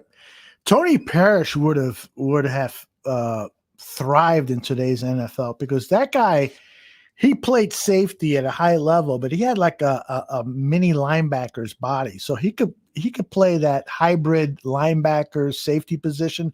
He would have been awesome in today's NFL. So the Bears just released Tony Parrish. Is that how he ended up in San Francisco? Right, I think they let him walk after his 4 years, but let me look that up. Yeah. It seems like he was a free agent and he just left. I mean, it's just, again, sign your draft picks, especially when they're good. Exactly. I mean, and that's the big fear right now with Bilal Nichols. He's entering the 4th year of his rookie contract. And I've read reports that the Bears probably will not re-sign him and that they'll let him walk. This guy is just entering the prime of his career. remember what he did last season. He had an interception. He had a fumble recovery. He had some big-time sacks in that last quarter of the season. I think he ended up with 4 or 5 sacks, which for an interior lineman is pretty damn good. He had a bad season last year because he had an injury-riddled second season to his pro career, but his rookie season and his third season, outstanding. And now I believe he's going to play really top-notch football in his 4th year. I hope that they re-sign this guy. You're absolutely right, Dan. You're drafting these guys. Don't let them go away. What are you doing, Ryan Pace? After Parrish had his 4 years with the Bears, 98, 99, 2000, 2001, he signed a 5-year deal with San Francisco. Okay. Starting 2002. And he had some good seasons there with, and he had 7 picks in his first year with them. Look at that. And 71 tackles. Ravi is disagreeing with me. He says that in today's NFL, you don't really need a top-notch safety. You need a safety that can jump routes, read routes. Hitting doesn't matter anymore. I disagree with that. I think, you need a guy who is at that safety position who can tackle, because now you're seeing more and more 2 linebacker positions because you're playing in nickel defenses. And so that safety has to guard tight ends. They got to guard running backs coming out, and they got to sometimes stop the run. And they got to play that 3rd linebacker role. So I see there's a growing argument in the NFL, and Dan, I think you and I have talked about this before, that it's the defensive backfield, the back 4, the back 5 guys when you're playing a nickel defense, they're becoming more important than the front 6, front 7 guys, because they're getting rid of the ball so quickly that it's almost impossible to get a legitimate pass rush on there. But if you have guys who can cover really well and guys who can tackle really well in the defensive backfield, then all of a sudden the need for the Khalil Macks is lessened, because Khalil Mack can't do anything if the quarterback is getting rid of the ball in 2 seconds anyway. And he's rushing wide out to the right. And even when he's anywhere near the vicinity of the quarterback, it's already out of his hands. And the only way that Khalil Mack can get there is if your defensive backs are doing such a good job of covering people. So anyway, discussion for another day. Well, if I could comment on the safety thing real quick, this is a simplistic take on it, but I feel like it's emphatic, and with what the urgency that I feel about that position. And again, this is going back over a decade. I mean, how many times do we have to see our safety get just fucking blown? I mean, how many times can there be broken coverage and Aaron Rodgers is throwing an 80-yard touchdown on us? How many times do we have to see that? I mean, I know you can blame it's the scheme. Maybe it's because you got somebody that's hurt and, this guy's not normally on the field. But we see it seemingly every year where there's blown coverage and it results in, Rodgers shoving his dick in our fucking mouths again. Like, at some point, can we get some stellar play in the secondary, at least make it difficult for him to fucking score on us? At least, God, I mean, at least make him go 5 plays instead of the home run ball all the time, which we always give up. I'm tired of it. I mean, isn't anybody else? I'm with you. And I'm also monitoring some of the chat. A lot of disagreement with my comments on the backfield being more important.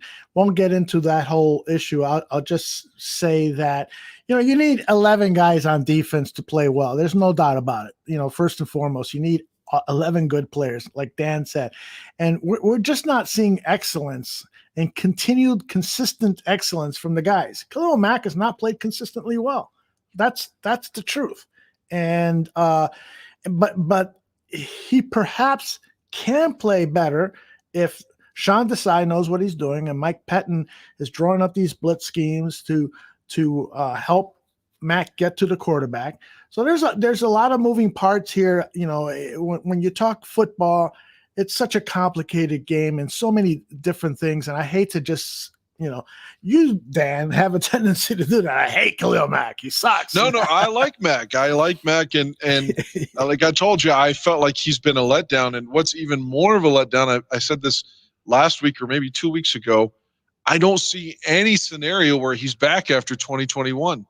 I mean, if he would come back, you would have to rework his contract and he would have to take a pay cut. Why would he agree to that? I mean, assuming he has, again, it's a scheme that is going to be improved. We all hope and we all think is going to be improved, that if he has a little bit of luck by being healthier, his numbers should be better this year. So if he's having a better 2021 than he had in 19 or 20, why is he going to take a pay cut? And because you just changed his salary a few weeks ago, changed his contract, that was moved to next year. So that made his cap number even more astronomical next year. Yeah, that's the thing. A lot of people say, "Oh, the cap, you can do this and you can do that." Well, eventually you got to pay the piper, and that's what's happened this year to the Chicago Bears. They kept restructuring these deals, and so now all of a sudden, you're over the cap, and you have very little options in order to create. So how's he going to come back? Yeah, I hear you. I think that's a big problem. Mr. Josh Harvey in the chat says, "Dude, I just got here, but this team is buckling under the weight of Mack's contract. We clearly lost a Mack trade with draft capital, and Mack couldn't tackle Aaron Rodgers in 8 quarters and has been hurt." That's something you're probably not going to argue with, are you? No, I'm not. And I will give him credit for at least answering the bell and playing. But if he was really, really hurt, like if his play was altered because of injuries, then why don't the Bears tell us that? It's almost like when Cutler got hurt in the championship game, they did a piss poor job of telling Fox, hey, no, he really is hurt. So then everyone's saying, oh, he's not really hurt and he has no heart, and all Maurice Jones-Drew, all that, the story. But the point is that the Bears PR group did a shitty job, a terrible job, an atrocious job of defending Cutler there. And if Mack was hurt to the point where there's a significant drop-off, then maybe they should have told us that. Yeah. Hey, he's answering the bell. He's giving you all he's got, but he's got, this happened or that happened, but we don't know. You never know. So I just don't see a scenario how he comes back unless he gives you some kind of discount, like, well, you guys gave up 2 first-round picks for me and I like it here. Why would he do that, though? Yeah, there's no way. He's a businessman. He's not going to do that. Why would he do that? He's not going to do that. I mean, he left the Raiders because they didn't pay him what he thought his value was. He's not going to say, yeah, my value has been reduced, so take that money back. Yeah, and at that point, he's going to be 31 and looking to get a new contract after the Bears cut him. And he's going to get it somewhere. And I agree. Like if I'd have told you in September of 2018 that the Bears are going to give up 2 first-round picks for Khalil Mack, he's going to play 4 years, and at bare minimum is going to have 2 of them that are just average at best. You would be like, oh, fuck, we don't want to make that trade. Yep. Zach Sullivan says, the pass rush was a problem when we signed Mack, so he was an immediate boost. But, yeah, the deal probably hurt us long-term. And I'm not a big fan of trading away multiple draft assets and for a superstar, because I really believe that the best way to build your team is through the draft, and then you add on through free agency those little areas where for depth purposes, and if you just can't address a particular position in the draft, then you pick up a free agent to slot in there until you can draft somebody in a year or two. But it just seems like the entire premise that Ryan Pace sold us on when he became the general manager, which is we build through the draft and we draft a quarterback every year. Those 2 things have been totally wrong. And we're into correction mode with Ryan Pace. He's going to be drafting, just like last year, he's going to be drafting players to make up for his mistakes. Cole Kmet was a prime example. He was replacing Adam Shaheen, a bust. Right.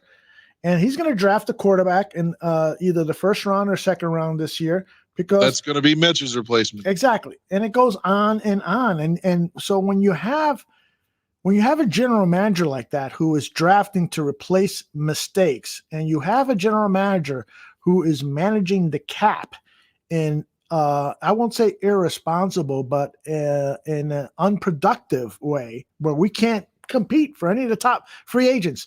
You know, Kenny Golladay wanted to play for the Chicago Bears. He grew up in the Chicago area. He played at Northern Illinois University. He wanted to be a Bear, but there's no way he was going to play for a 1-year contract. You couldn't offer him a second or third year contract, 2-year, 3-year deal, and make it a little bit more competitive for him to choose his hometown over New York. You couldn't do that because you fucked up the cap, Ryan Pace, and on it goes. And think about this just for a moment. And again, it's just speculation, but assuming that there is an opportunity for fans at Soldier Field in 2021, you're coming off a year literally where you couldn't go to the games.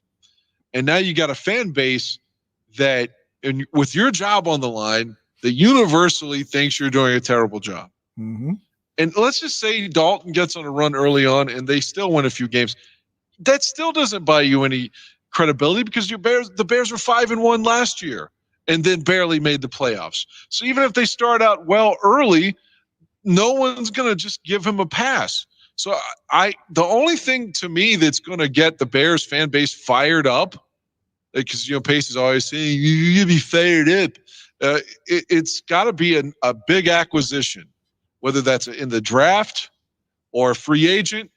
Like, I just don't see how the Bears management can put this team out. Of course, the team isn't actually together, as you pointed out, how many people are on the roster right now. Mm-hmm. But if Andy Dalton is your star acquisition, how quickly when he gets intercepted is Soldier Field is going to just be a plethora of boos. Mm-hmm.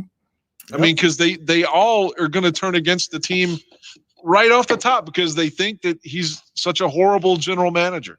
Yeah, very true.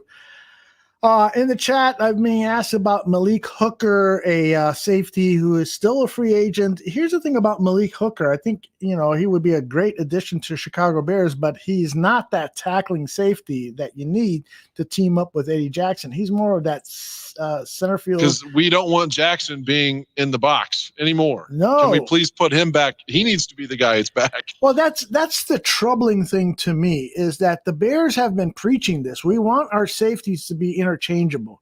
Well, then why did you sign Eddie Jackson to a big fat contract? Because he can only play that center field position. He can't play in the box. He's afraid to tackle. He doesn't have that. He olays. He looks like Deion Sanders sometimes trying to tackle. Yes. I mean, he's a sensational center field guy who can ball hawk, get some pressure on the quarterback. You don't even have to sack the quarterback when Eddie Jackson is playing center field back there. He will get to those errant throws. He will get to those late throws. He will create turnovers for you. But that's what he does best. And to have him anywhere near the box is you're basically telling the offense, okay, audible to a run play and then run it right at Eddie Jackson because he's going to olay, like you said, Dan. I don't. He's been doing it now for 2 years. Yeah, exactly. I frankly, I think even 2018 he wasn't. He didn't show. That one game in Miami, he was horrible in. Exactly. The game that Parkey missed the field goal that we should have won. Exactly. Against Brock Osweiler. He was terrible in that game.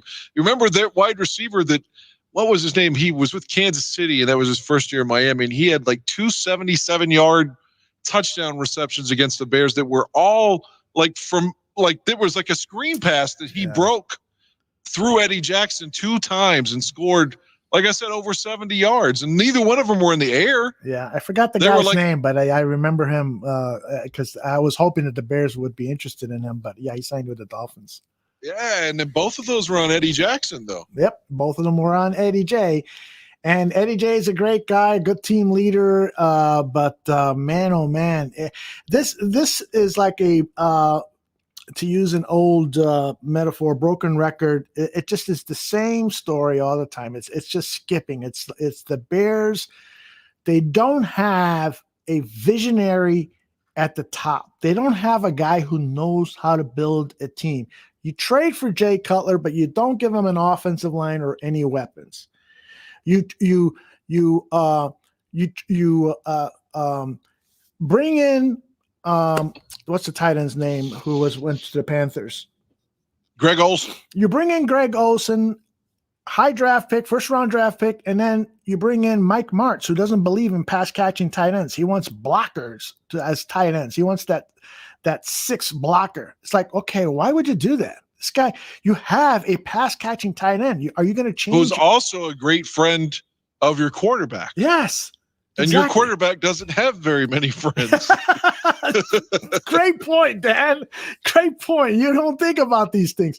It's over and over and over again. The people who run this Bears organization don't have a vision.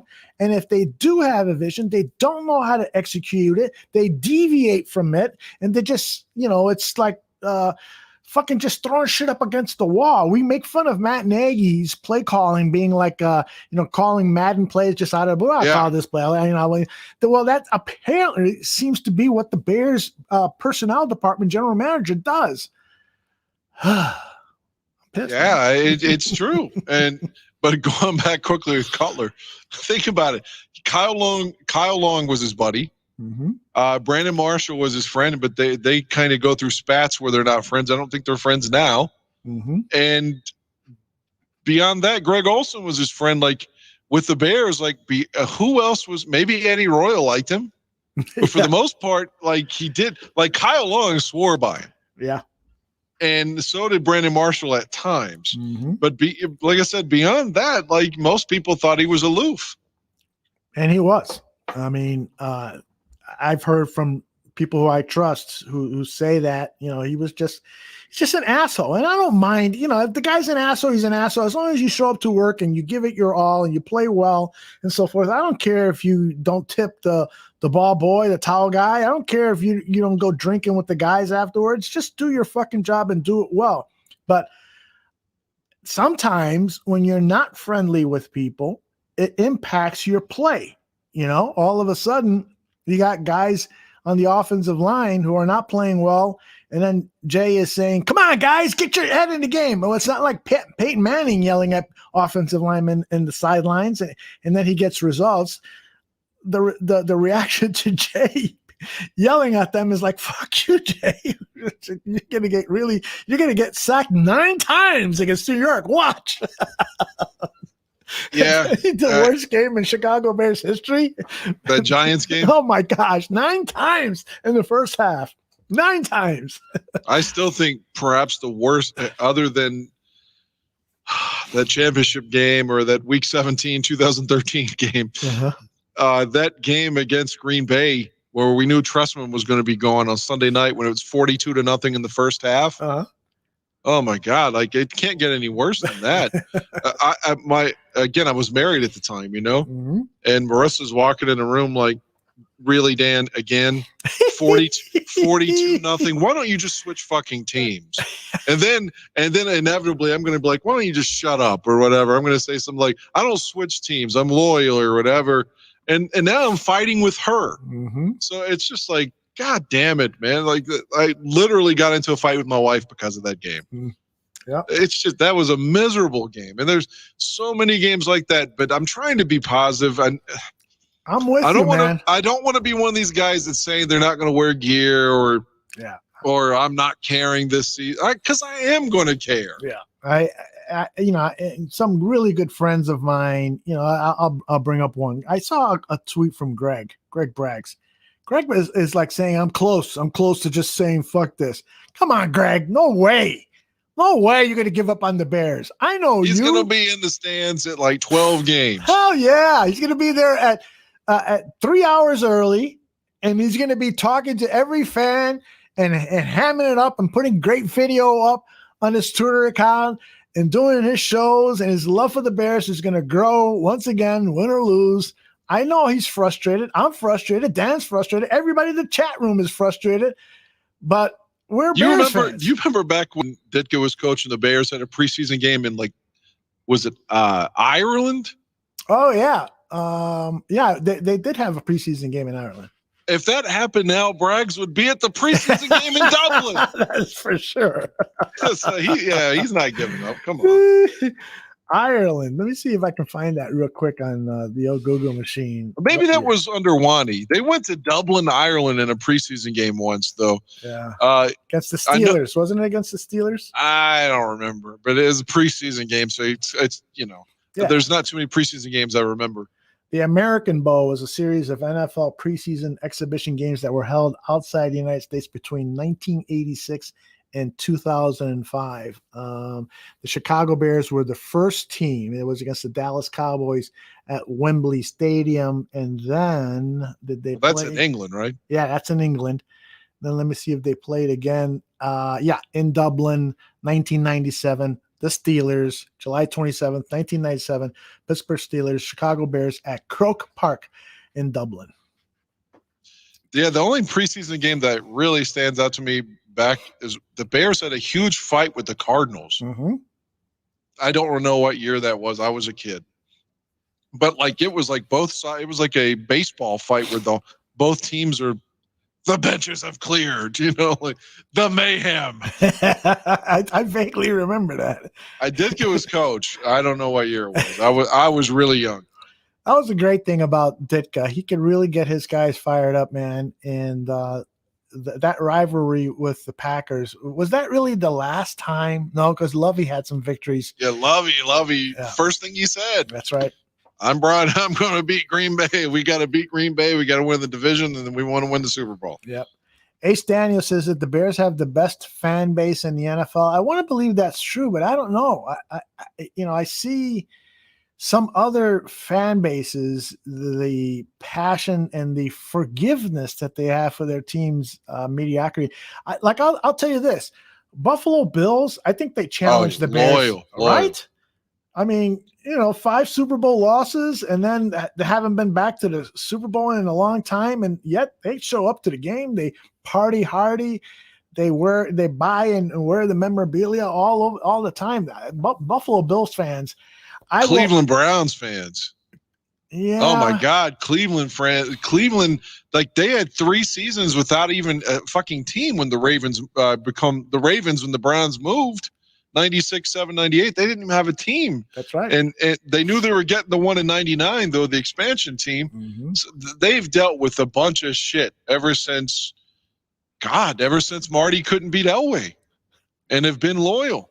Ever since Brian Sipe was picked off when Phil's fucking uncle was the coach. Uh-huh. By the way, Foster what a great says, interview that was when he was on the network. Oh, yes. Foster says that preseason fight was in 1986, the Brawl game. Yeah, I knew. I remember seeing it on the news or something when I was a kid. So I was vaguely a Bears fan then because of Jim McMahon.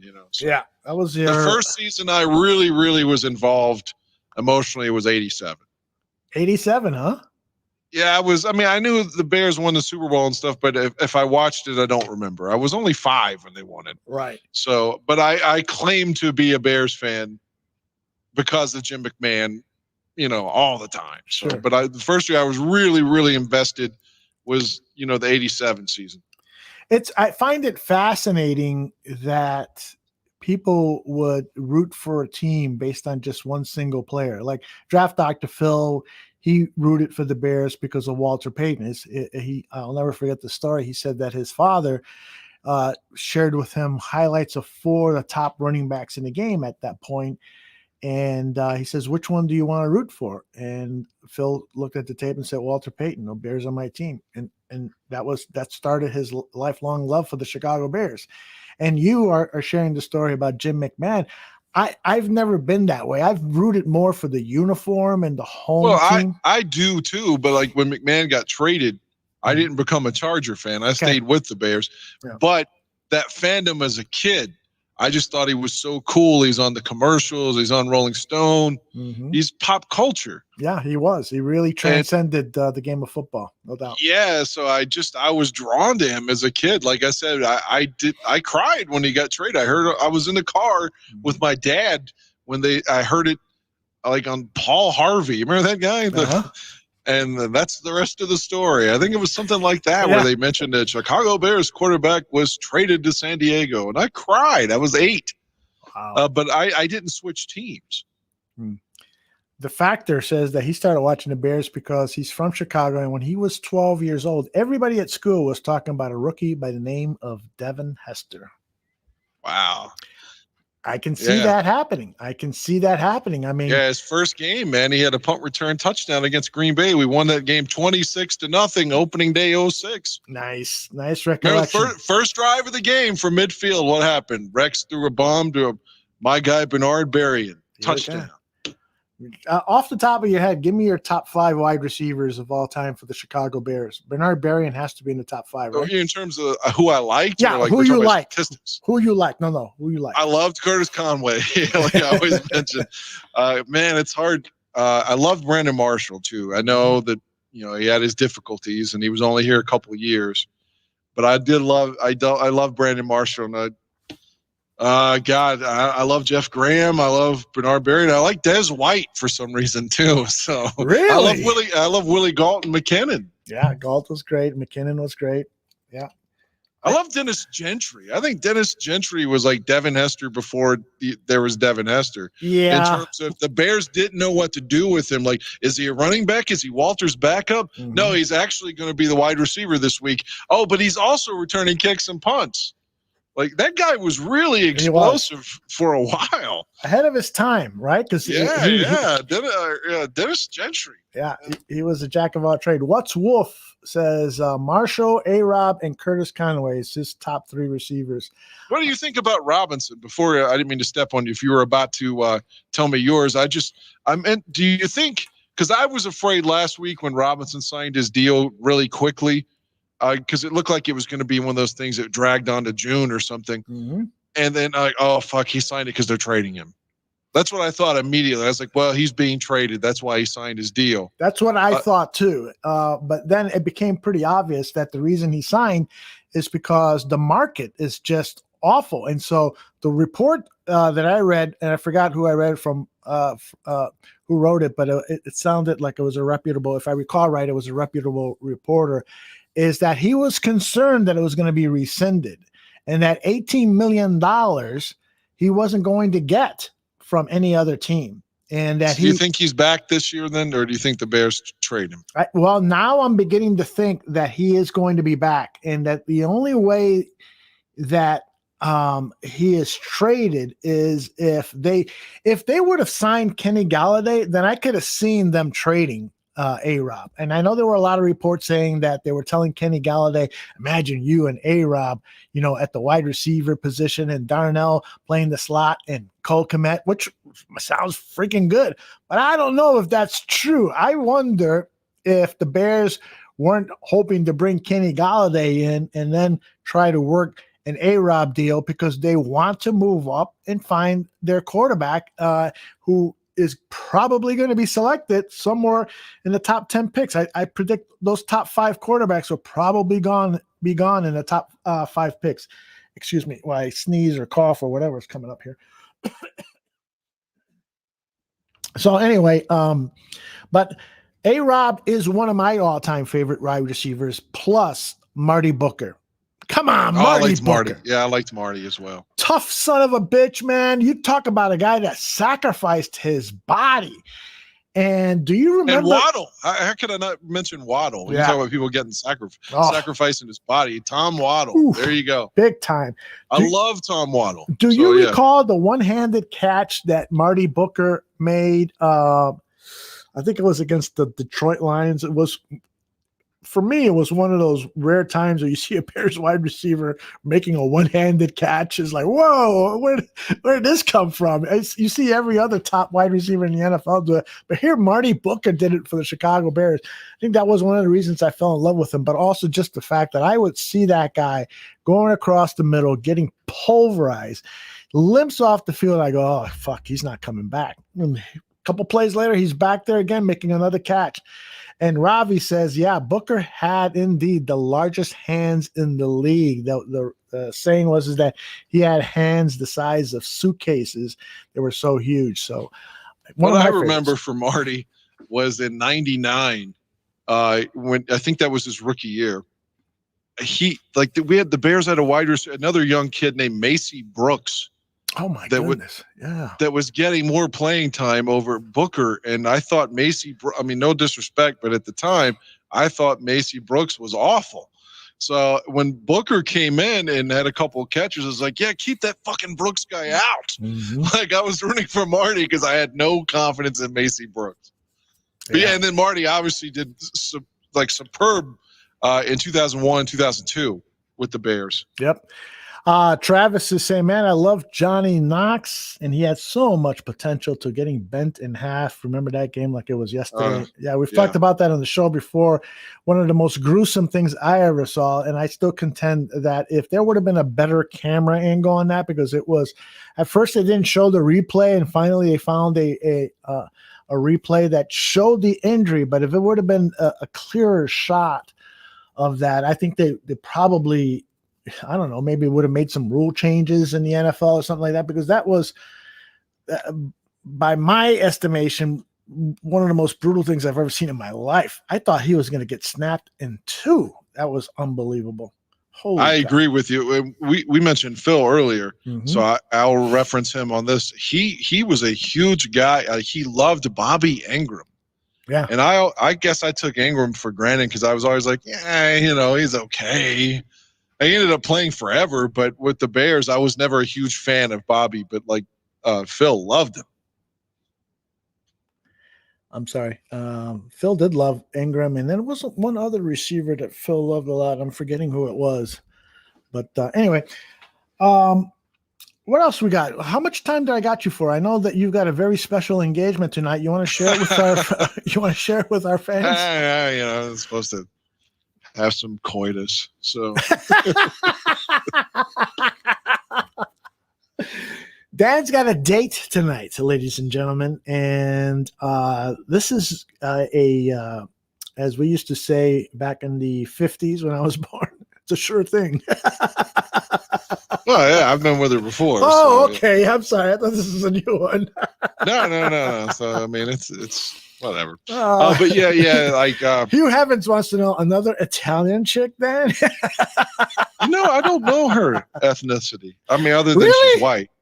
She's white. I don't know what her. I mean, I'm white. Does anybody know what the fuck I am? I don't even know what I am. Who cares? I'm white. Aguirre. Where's that name come from? Let's do a Google. My name used to be spelled like Mark Aguirre from the Pistons and the Mavericks, and from Chicago. There, he played at. Right. That's right. What was his college again? Help me out. DePaul. DePaul. Yeah. Right. Yeah. My name was our name was spelled like that. Apparently. At least that's the legend of our family or whatever. It was supposed to be Aguirre, and they wanted to sound more American. Right. Yeah. Because it was Hispanic nature. Exactly. Over 100 years ago, and so they dropped it and made it Aguirre with the one R. 4,000 Clovers wants to know, are you going to be choking a woman tonight? No. There's none of that shit going on. So let me tell you how bad. How middle-aged I am at this point, even though I was still doing some filthy things last night. Don't get me wrong, I still got late. But I was so excited, and this lets you know when your life is sad or something. I was so excited because I got this fucking shampooer for my carpet for pets that made my carpet look like it was fucking professionally done. And it took 2 hours to do it in my living room alone. But that shit was so good. I was like, this is the best purchase of all time. And then afterwards, I sat down and reflected, and I was like, how old am I to where that was almost as fun for me to see my carpet look nice as it was the actual vagina, Hugh Heavens writes, West Virginian ladies need some action too. She's actually from this particular lady is from Roanoke, which is this. She went to the same school that Tiki and Rondé Barber went to. Oh, okay. Tiki's got a show now, right? He's on a radio show that is telecast on, I think, the CBS sports cable station. And Tiki is a kind of a weird guy because he was headed for superstardom. Then he just gave it up to go work for the Today Show, and then they're like, "Well, you're not really that good, so we're letting you go." Well, then he tried to come back, and then no one would sign him. Well, there were sexual assault allegations against him, so they kind of quietly let him go. And this was before the Me Too movement, so there wasn't a big deal made out of it. But apparently there was. And I think I'm right in the sexual assault, but there was some controversy going on with him, and so that's why he went away. Travis tells me that it's the Tiki and Tierney show. Yeah, I saw that. That Tiki boy, he's always smiling, man. He can be talking about the Bears suck and stuff, and he's got this big smile on his face. Him and his twin brothers are very photogenic guys. They deserve to be. Yeah, they are. But I think Rondé's a shitty announcer for Fox. I think he sucks on Fox. Yeah, he's not very good. That is true. I'm surprised. Foster says 1976, Wally Chambers and Mike Hartenstein combined for 27.5 sacks, tackles. Holy cow, I was not aware of that. And Mike Hartenstein actually held on long enough to get a ring. Yeah, he sure did. He was so many players. If you look back at that 84 Bears roster, there's like 6 or 7 guys, like your Jim Osborne's, your Terry Schmidt's, that were around forever, and then they all retired before 85. It's just like, even Bob Avellini's last year was 84. Of course, he got cut in the middle of the season, but still, there's so many people that were there that went through all the losing that just, like, why couldn't Alan Page hold on a few more years, and get that ring? Yep. That would have been great to see him. But you know what? The whole Alan Page thing, he will forever in my heart be a Minnesota Viking. And while I enjoyed the three seasons he had with the Bears, they were great. But it was just kind of typical Chicago, kind of getting the superstar. Too late. But you know why he was here, though? I don't know. I mean, not to be Mr. Know-It-All, but in Minnesota, they were complaining that he was too light. Yeah. And they were saying that that's why he wasn't getting sacks anymore. So they cut him. But guess what? Buddy Ryan and our GM were both from Minnesota. So they said, well, just come down here. Yeah.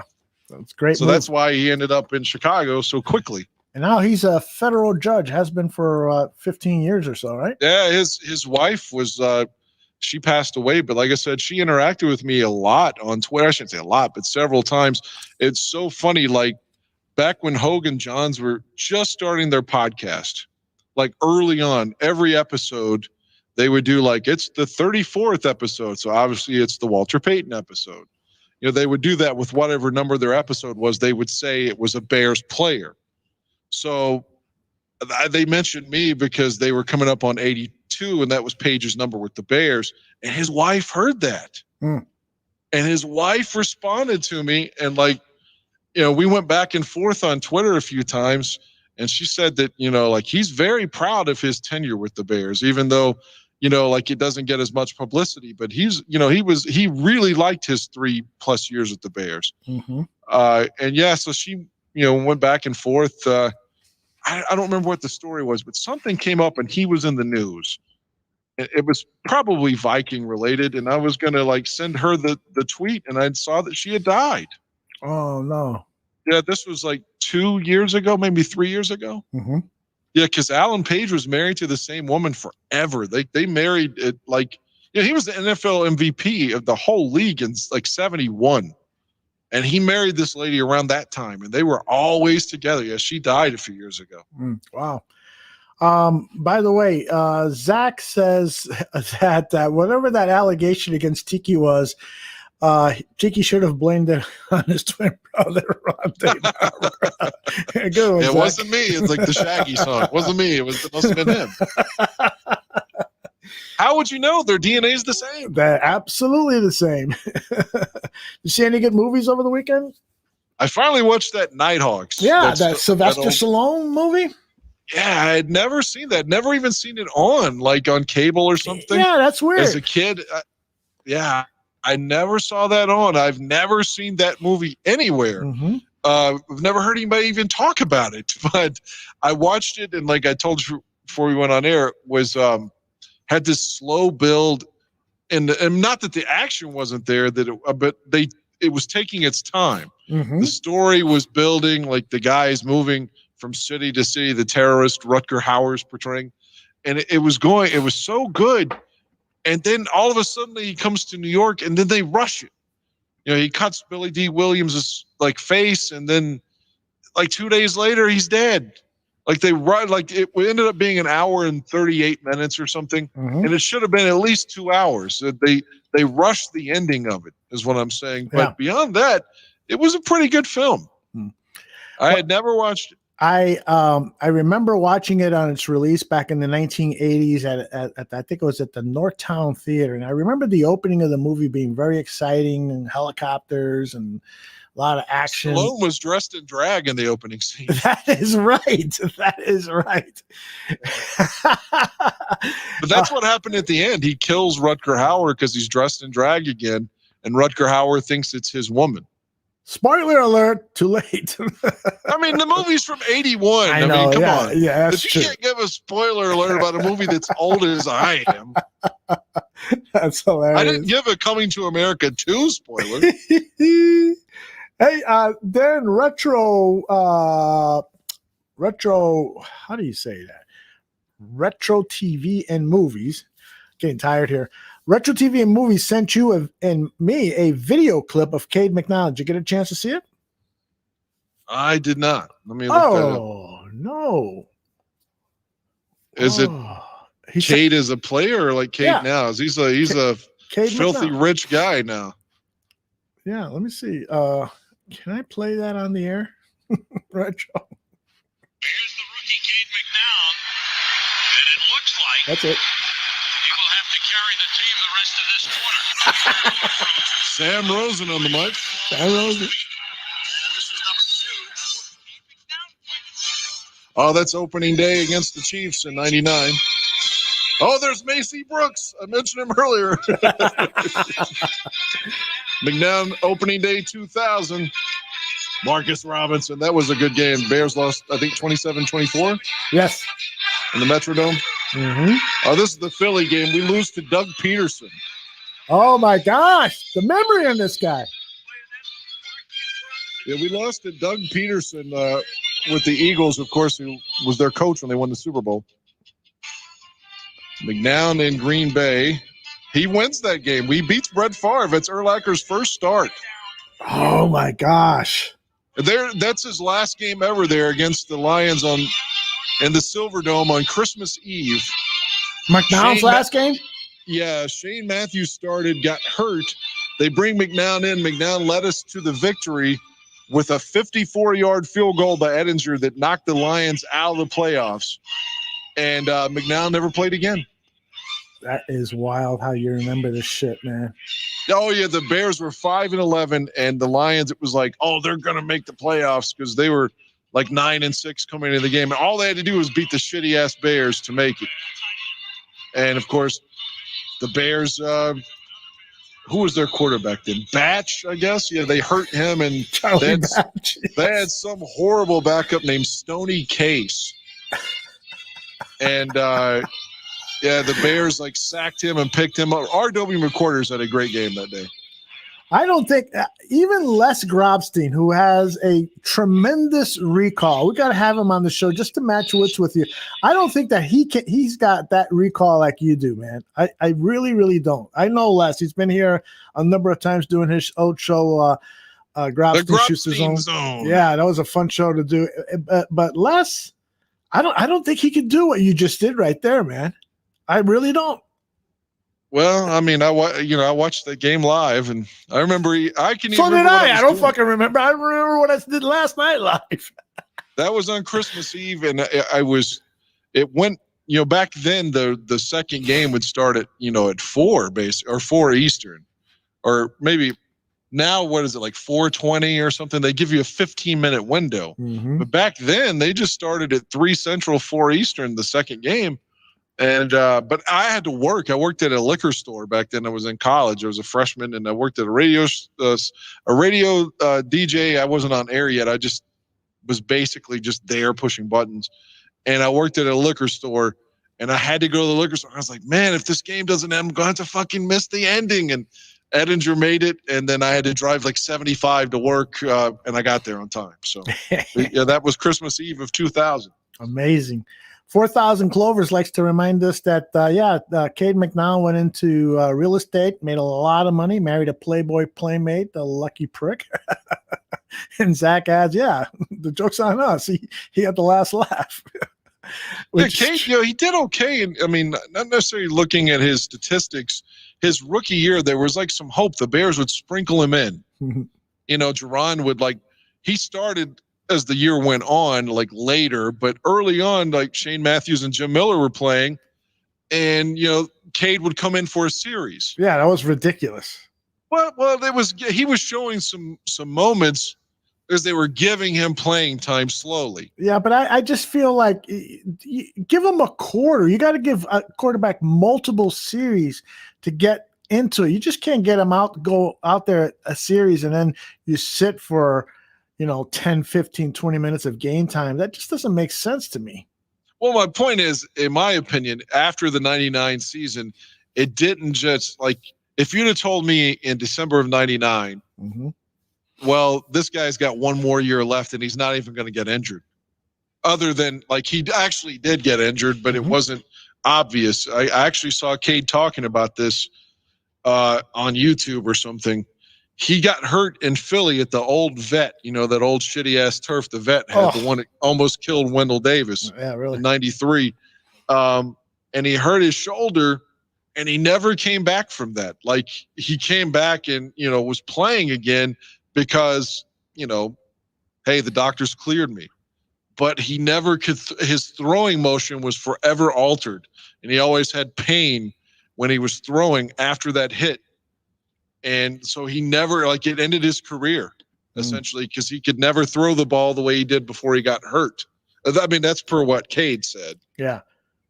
So, but yeah, beyond that, there's sneaky injury, kind of like at the Bo Jackson one, where you don't realize how bad it is at the time. But my initial larger point is that Cade was okay in 99. It wasn't great, but you didn't think, oh, this guy's a horrific bust. Right. And then by 2000, he's, after the season, he's gone.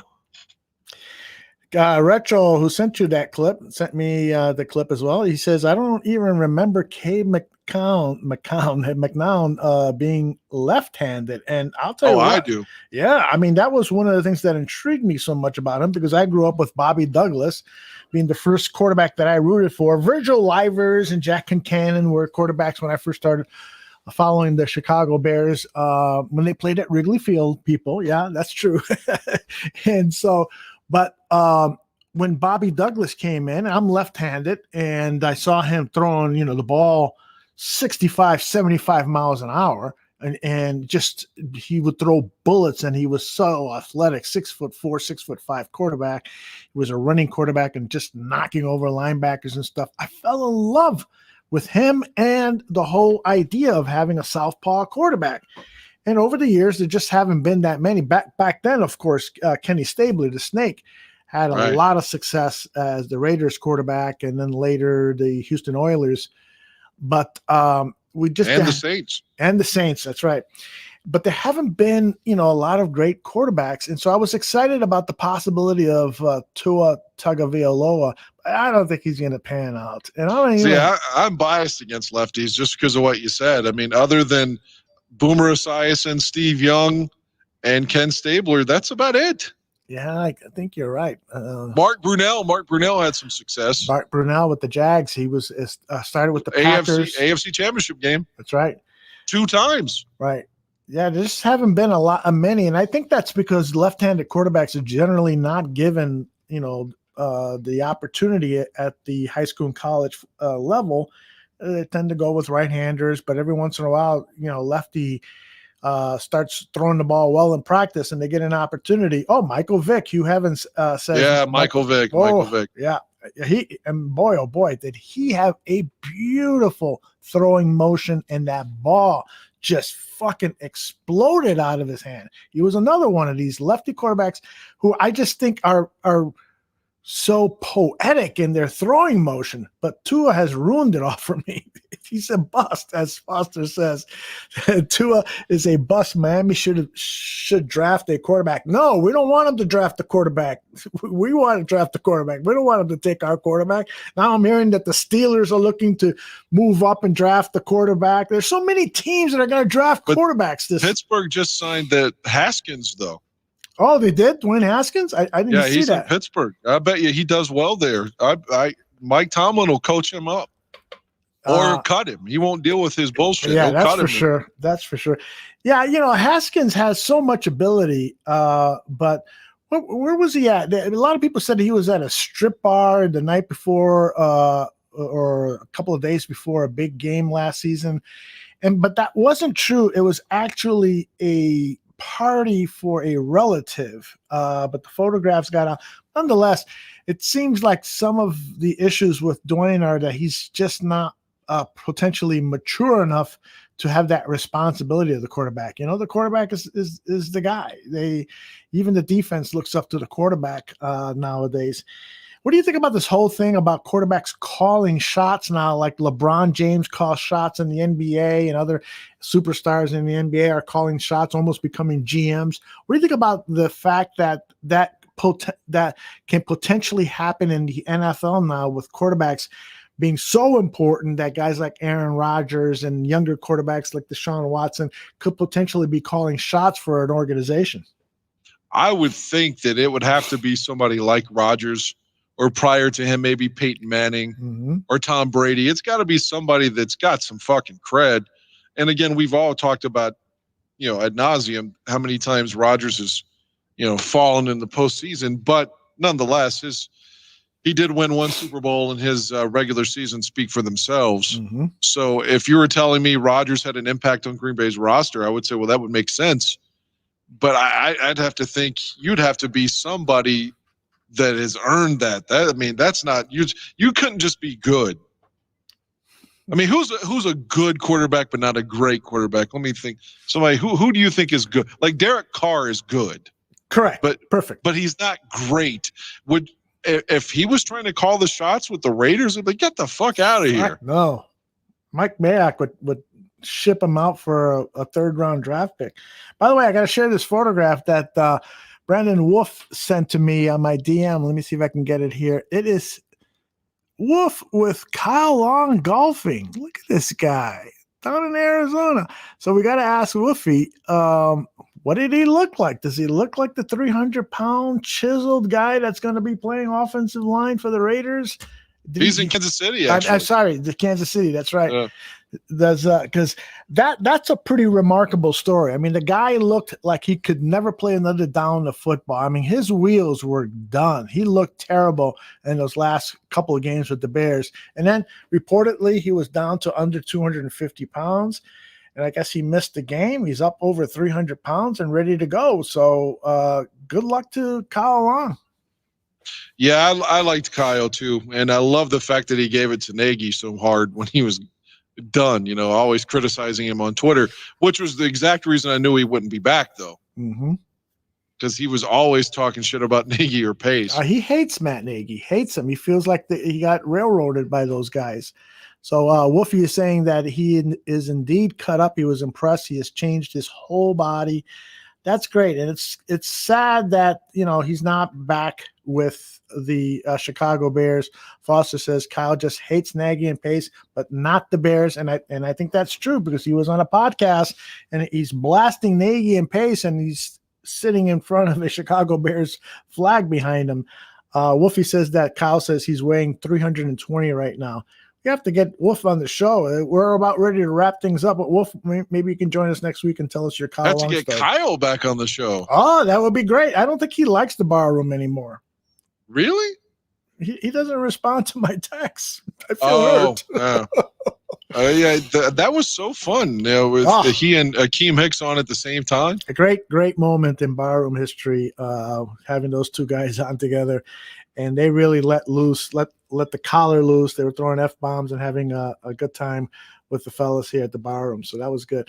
We've got some potential guests in our future here, Dan, for the Dan and Aldo Bear Their Souls show, but I won't announce anything until I get firm confirmations from people. But we're talking to some former Bears, and I just want to sit back and let Dan Aguirre talk with these former Bears. It's going to be outstanding. By the way, next week, Brett Maley of Pawn Stars is going to be on. Brett is about as passionate of the Bears from that era that Dan likes to talk about, that 80s, 90s, mostly 90s, early 2000s. Bear, he knows that era so well, so it's going to be a treat just to listen to the two of you guys talk about the Bears. He has promised to join us next Monday right here on the Barroom Network. You ready to wrap this up, brother? Yeah, I was thinking. I'd really like to get. I think his birthday, if I saw on Twitter, is yesterday or maybe today.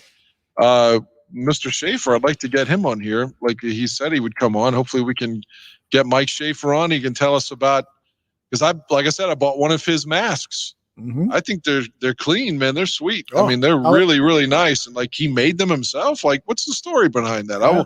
I'd love to talk to him. And I'd like to have his friend from that ESPN 30 for 30 series that they did called, what was it? We the Fans or something. Mm-hmm. I watched it when it aired, and like his friend seemed so cool, and was his name's Mark.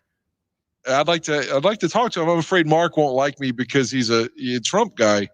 But to me, like the fact he's a Trump guy, it doesn't necessarily mean shit to me. Like it doesn't mean we can't talk about the Bears, I would imagine that you guys would love to talk about the Bears together. Yeah, I would hope that like he wouldn't just hate like, oh, those fuckers are liberals over there, Wolf says that he's going to talk. He's having dinner with Kyle Long, so he'll ask him if he can come back onto the Barroom Network. And I would love him to bury like Nagy. Yeah. Wolf, bring him onto the Barroom Network. You can conduct the interview. You and Dan can conduct the interview. That'd be a blast. Just get him to tell us like what really the stuff that we don't know. Like we've said so many times, like what was Mark Helfrich doing? No, for real. Not trying to be funny. No, Did Nagy just like fucking neuter this guy and not allow him to call plays at all? Did he have any input? Things that like we don't know the answers to. I'm surprised this guy hasn't spoken since he left the Bears. But go ahead. I'm sorry. No. I'm just saying we've got some great fans saying, please like this program. Please hit like and hit that bell. It'll remind you whenever we're live here on the Barroom Network. There's one other thing that I want to talk to you about the Bears, and it's just escaped my mind. It was a question. Oh, jeepers. Let's see what's Wolf saying here. Laugh out loud. The things I can't say that I know are too funny. Oh, so Wolf's got some inside stories from Kyle while they were on the fifth hole, the par 3, 137-yarder in Arizona. And I would love to hear Kyle talk Jay up because so many people here don't like Jay, and I'm always a Cutler apologist. So I would love just propaganda. I'm just saying it right now. I want to hear some positive Jay stories. Yeah, I want some positive Jay stories. Wolf, maybe you could come on and just share these stories, but don't say that they're from Kyle Long. Say that they are from. So think about real quick. We've got Bill O'Reilly, the Factor, and now you're telling me Wolf Blitzer's on. So we've got CNN and Fox here. That's right. Now we need somebody from MSNBC. Who could that be? Ari Melber. I like Ari Melber. I do too. All right, I forgot what I was going to ask. It was a good question, Don, and I really wanted your opinion, but we'll save it for next week. Well, who did you have? You said maybe some former Bears. We've talked in the past. You mentioned maybe Desmond Clark or Jason McKee. Desmond has promised to come on. He just always has a issue with his schedule.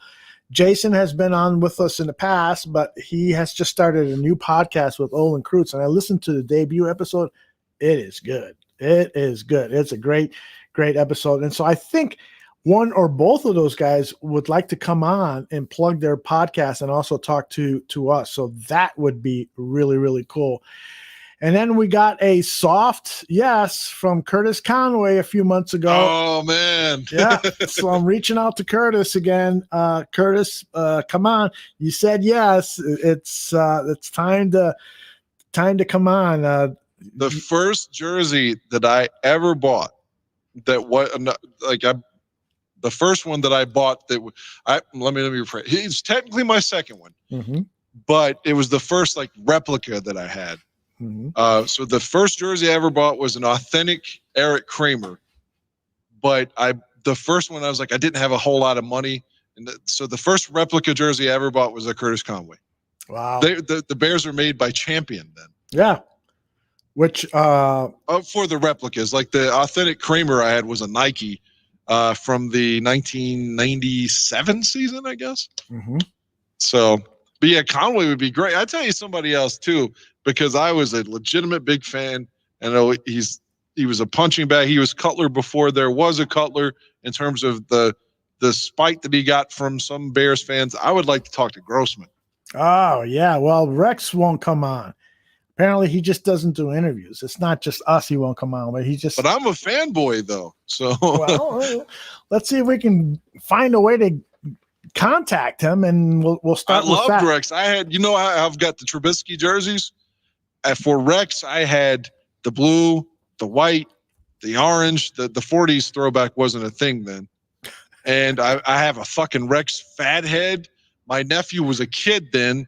He was born in 01, and so this was like 04, 05. I had him wearing the Rex like kids jerseys, and my girlfriend Lakeisha at the time had the Rex girl jerseys.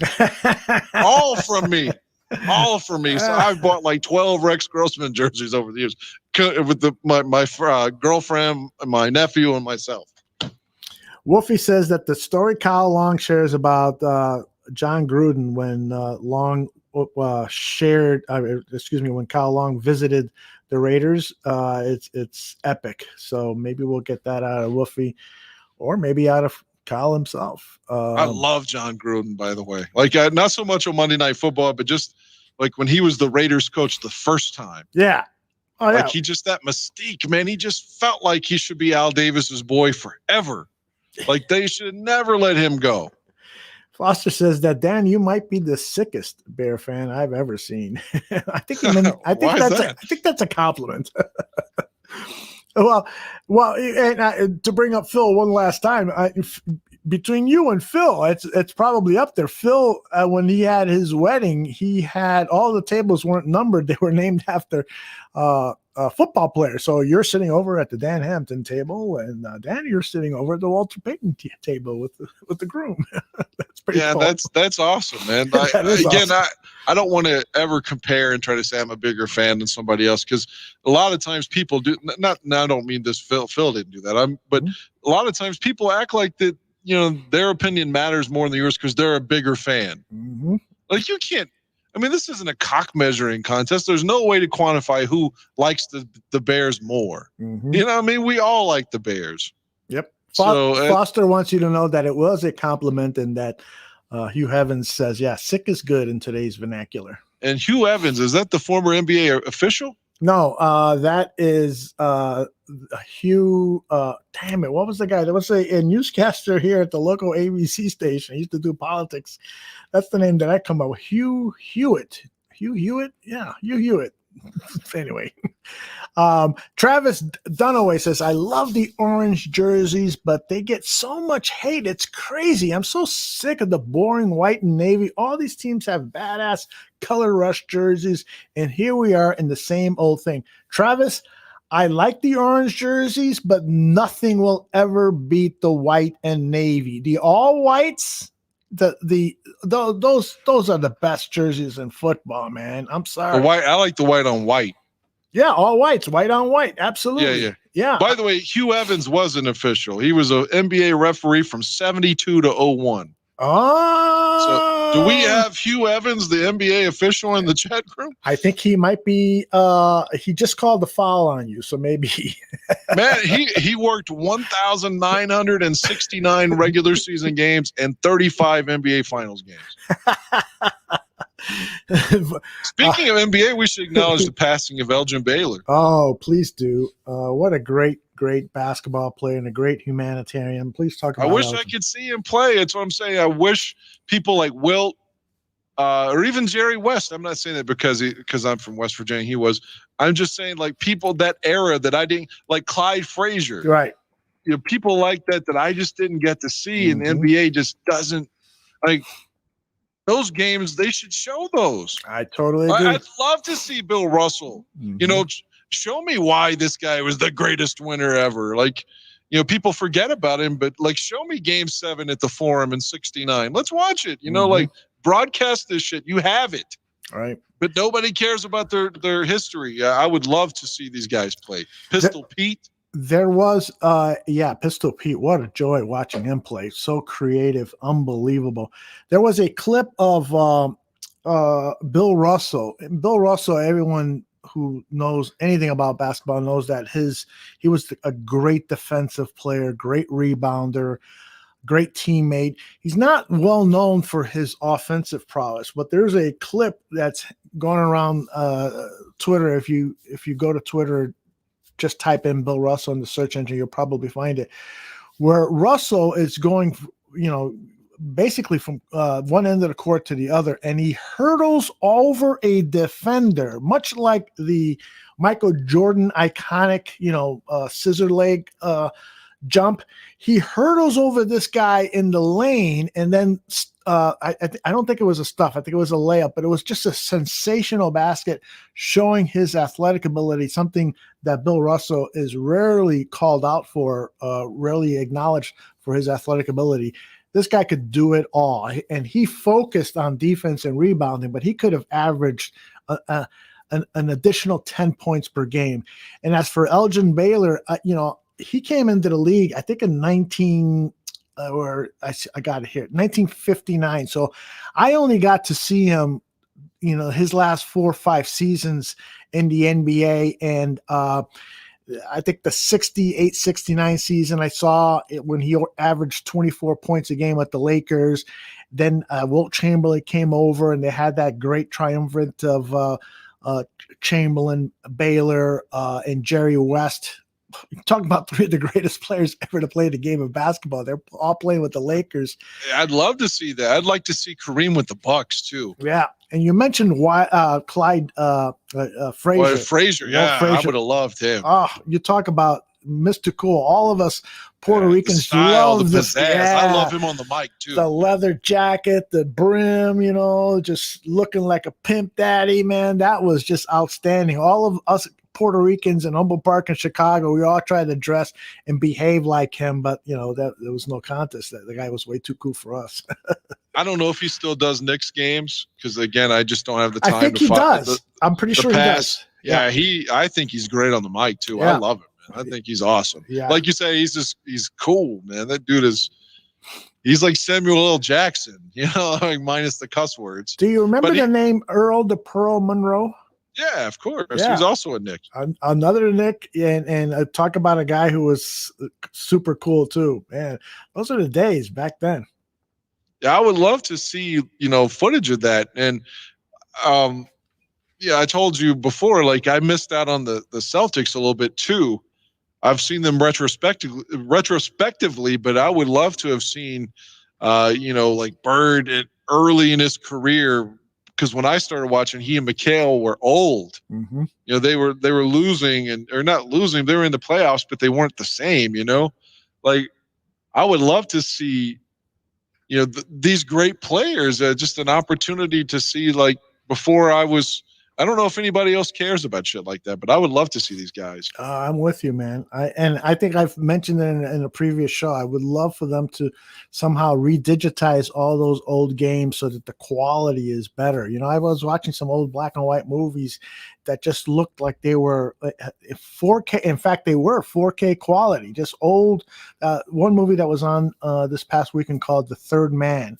It's a European film with Orson Welles and Joseph Cotten, and it's a great story. I won't get into the whole thing, but they remastered it into 4K, and watching it on my 4K TV, it was just so razor sharp, and the blacks were black and the whites were whites and the grays were grays. Just looked sensational. Why can't they do that with NBA games, games from yesteryear, football, basketball, whatever the sport, so that way we could see these games, all these great Michael Jordan games. I would love to see Jordan like as a rookie. Yes. Oh my gosh. Like I said, I came into Jordan maybe the first year they lost to Detroit. Mm-hmm. What was that, 87, 88? Correct. Yeah, like they still had Oakley when I started watching. Mm-hmm. And so that's about where I started remembering Jordan, but I didn't see anything from, his first year or the 63 points. I've seen it in retrospect again against Boston. Right. But I would like to see that whole series. They always show game 2 where he had 63, but I would like to see, I know he broke his foot and he missed most of that season, but I would like to see just games from that era that I didn't see any of. Would be just great for me. Yeah. That game where he played 63, I was supposed to meet a female friend of mine at a place called Sluggers across the street from Wrigley Field, and she never showed up, but the game was on and I didn't miss her. So the only more disappointing than her not showing up was the fact that the Bulls lost that game when he scored 63 against the Celtics. But I got two more guys for you that I didn't get to see. I saw one of them play when he was old, but I missed out completely on Dr. J, and I missed out on Moses Malone. When I saw Moses, he was a shell of the guy that was with the Rockets or even the Sixers when they won the championship. Mm-hmm. I would love to have seen, Big Moses as like an MVP kind of candidate, especially with Dr. J too. Oh my gosh. Like when he's got the fro, like the late 70s stuff, I guess, was all of that in the ABA, or did he have like the fro in the NBA No, too? he had the fro with the Sixers for a couple of seasons, maybe even more than that. Yeah. I'd love to see some of that because I just know the legend of Julius Erving, who was also good on the mic for NBC for a lot of times in their halftime back in the early 90s. Mm-hmm. But I didn't get to see him play. Yeah. I even had the fucking Atari game, Dr. J versus Bird. You did? Yeah, an Atari 2600. Yeah, I had that game. You still have that? Oh, fuck no. That was when I was in like kindergarten.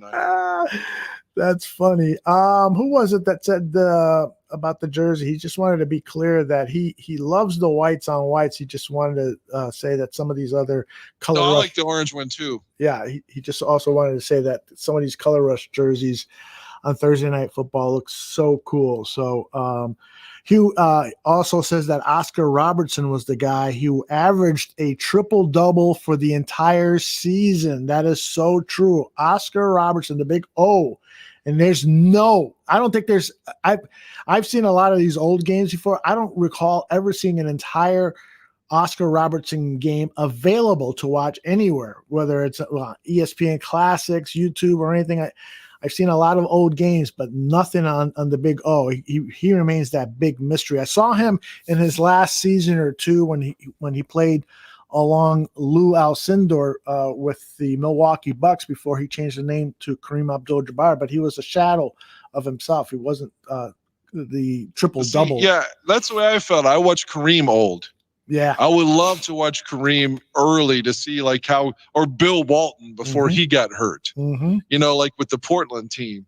I would love to see these guys in their youth because Kareem played forever. So I got to see Kareem like 2 or 3 years of Jabbar, but obviously he was still good. Yeah. He was in the finals, but he's like 42 years old. Right. Yeah. I would love to see him at 26. Yeah, absolutely. A lot of people, when they make their top 10 lists of NBA stars, and that's always a fun list to do. And I do it almost every year, and every year it's different from the previous year just because I reconsider things. But one guy who is always on my top 10 list, and you're going to love this, Dan Aguirre. It's Akeem Olajuwon. You got it, brother. I love him. And by the way, real quick before I say anything about Akeem, I just sent you my favorite Bears logo. I remember I had Phil talk about this on there, and he hates this logo. I wish it would come back. If I could ever talk to George McCaskey, whether it be Twitter or real life, I would ask him, why won't you bring this logo back? I would spend so much money if we could get that version of the Bears logo back. It doesn't do anything for me. I love that one. I think it's better than the one we have now. No, I don't know. I still think that the actual bear logo for the Bears should be a much more ferocious looking animal than this kind of caricature Bears logo. I think the one I sent you looks like he's growling. I was going to say something, but in today's day and age, you can't say that without people misrepresenting it. That doesn't look right to me. I love that logo. Yeah, Akeem Olajuwon, I saw lots and lots of Akeem. So with the NBA League Pass, Akeem was a fucking monster. Could beat you with footwork and finesse and power. I love that man. Absolutely love it. The best center that I ever saw. Again, I didn't get to see Bill Russell or Kareem in his prime. To me, I saw most of Akeem's career. The same thing with Jordan. Or started watching 87, So I saw most of their careers, and I can say he was the best center that I ever saw. Yeah. And he's undersized. They announced he was 7 foot, but he's more like 6'9", 6'10". Yep. I wish they wouldn't do that, but PJ reminds us that tiny Nate Archibald was a beast as a point guard, and you are so right, PJ. Tiny Nate Archibald was an outstanding ball handler. If I remember correctly, he was left-handed, and Archibald was just an outstanding facilitator. He was on the 81 Celtics championship team that beat the Rockets. That is right. And the guy that played for the Rockets on that team that I've met in real life and was such a gentleman to me, and he's so great on the mic, is Calvin Murphy. Mm-hmm. Yep. Calvin Murphy is great on the mic. He's 5'6", Calvin Murphy. And Calvin dresses like Walt Frazier too. Mm-hmm. That's right. Like with just the flashy ass fucking suits. You're like, man, how does he pull that off? But he does. Yeah, he was so cool to me. And probably, I was a little starstruck. Like I said, I'm talking to an NBA Hall of Famer. And he probably gave me 5, 6, 7 minutes of his time, man. He was cool. Absolutely fucking awesome. Yeah. Very cool. 4,000 Clovers reminds us about Akeem Olajuwon's footwork for a big man was just unmatched. He was outstanding. I mean, Olajuwon was one of the first big men. I guess Chamberlain did it, and I just mentioned Russell, but Olajuwon was the kind of big guy who could take the ball from one end of the court to the other, dribble it on his own. He looked like a small forward out there. And he didn't even play basketball at all until he was a senior in high school. Mm-hmm. He played soccer. That's right. Before that. Yeah. And the story that always just was like, wow, about Akeem, he had always played because he didn't know any better. Mm-hmm. As it turned out, when he was in Nigeria, where he grew up in Africa, he was wearing a shoe size that was 2 to 3 sizes too small, but they didn't make them any larger where he was at. So when he came to, he would imagine wearing a shoe size, having to run up and down a court, and it's too small, 2 to 3 sizes small. Imagine how bad your feet would be. Oh my gosh, yeah. Yeah, when he come to the University of Houston, one of the first things, like, he felt like, like he had just almost like, to me, like getting laid, like, oh God, it's so good. But like they put a shoe on him that fucking fit, mm-hmm. which was like, he didn't even know they made shoes big enough for him. That's wild. That's crazy. Yeah. Foster says that Artis Gilmore in the ABA and early 70s Bulls was damn good. And you are so right. I'll never forget purchasing Sport magazine. And there was this beautiful color picture of Artis Gilmore going up against Wilt Chamberlain. And I just fell in love with the way Artis looked. And I guess it was an exhibition game because it was before Artis came to the NBA and the Chicago Bulls. And there was word, that the Bulls had his rights. And I was just praying for the day Gilmore would come and play with the Bulls. And he did. And he didn't let me down. His career wasn't as long and prosperous with the Bulls as I had hoped, but he gave us some really good years. There's no doubt about it. PJ is saying, no, Gilmore came to Chicago from a trade from San Antonio. Okay, I was wrong about that, PJ, but he did play with the Bulls and played really well. When you mentioned San Antonio, I'd like to see Gervin too. Yeah, the Iceman. The Iceman, oh my goodness! Talk about the silky. He was in that league with Dr. J and some of these other super athletic, slick-looking guys that dunked and just looked really awesome playing the game of basketball. Just gave it a whole new definition. I know younger kids don't buy Blu-rays or 4K or whatever, or DVDs anymore. However you consume your multimedia, mm-hmm. even if it was streaming, I don't know why the NBA wouldn't put these games together and have us pay for them. Even if it was pay-per-view, like $5 a game or something. There's got to be a market for like all these players that we're talking about for a generation that didn't see them. Mm-hmm. There's got to be a way we should be able to consume that. I totally agree with you. Totally agree with you.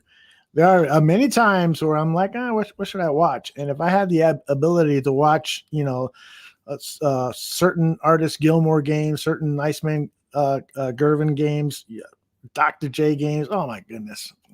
Run up the credit card. Yeah, could you imagine having, I mean, of course the technology wasn't what it was, or back then, or what it is now, but imagine having the NBA League Pass with those guys are playing like every night. I mean, just unimaginable how awesome that would be. You want me to name David Thompson? I was thinking when you said that, I thought of Michael Thompson, the Laker. Who was David Thompson? David Thompson, PJ just put this up. He, if I remember correctly, he played at North Carolina, then went to the ABA. But when he came to the NBA, his career wasn't as good. He was a phenomenal leaper, just a phenomenal leaper. If my memory serves me right, PJ helped me out. But that's what I remember of David Thompson, just having a great reputation. Didn't see many games of him, but NC State, PJ says, North Carolina State, he was a champion there. Was he on the team that Valvano beat Houston? I don't think so.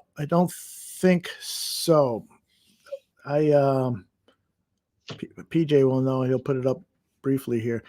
Foster says the ABA was great with that ball, and he also credits PJ for his great NBA ABA memory on stuff.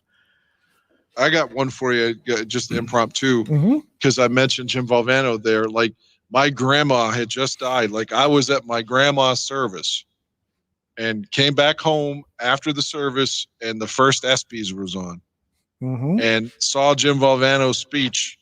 I mean, I was already emotional because my grandma had died. Now, my grandma was one who got me into sports. Oh, wow. Yeah, she was a passionate, loyal, diehard. And if she would have been around when she could get MLB extra innings, she would have watched all 162 games of the New York Mets every season. She loved the Mets. She loved Darryl Strawberry, and she loved Dwight Gooden. But, yeah, she's the one who got me into sports, period. She was just a fanatic. And, yeah, she had just died that night, and I come home and watch Valvano's speech, and I'm like crying my fucking eyes out. Of course, he died right afterwards. I was only like 12 then, but yeah, Valvano, that's so horrible the way he died. Oh, my goodness, awful. PJ says that Thompson played with Tom Burleson at North Carolina State. All right. Last thing here before we pull the plug on tonight's show, Zach Sullivan. This is actually a good question for you because you have so many DVDs of Bears games that you probably, if there was, Zach is saying, if there was a streaming service where you could pick up any old Bears game, which one would you watch? Well, you don't need a streaming service. You have all the DVDs.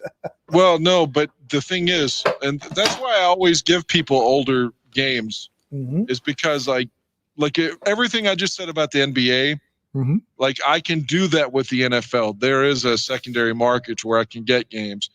But, and again, I stress but, for the regular season, it is hard to find games prior to 1977. Now, I don't mean playoff games. You can find them. But and the Bears weren't in the playoffs a lot back then. So they made it in 77 and 79, and those are the first two times they made it since winning the title in 63. So all those years they didn't make it. So that's where I would go immediately. I would go straight to Butkus and Sayers.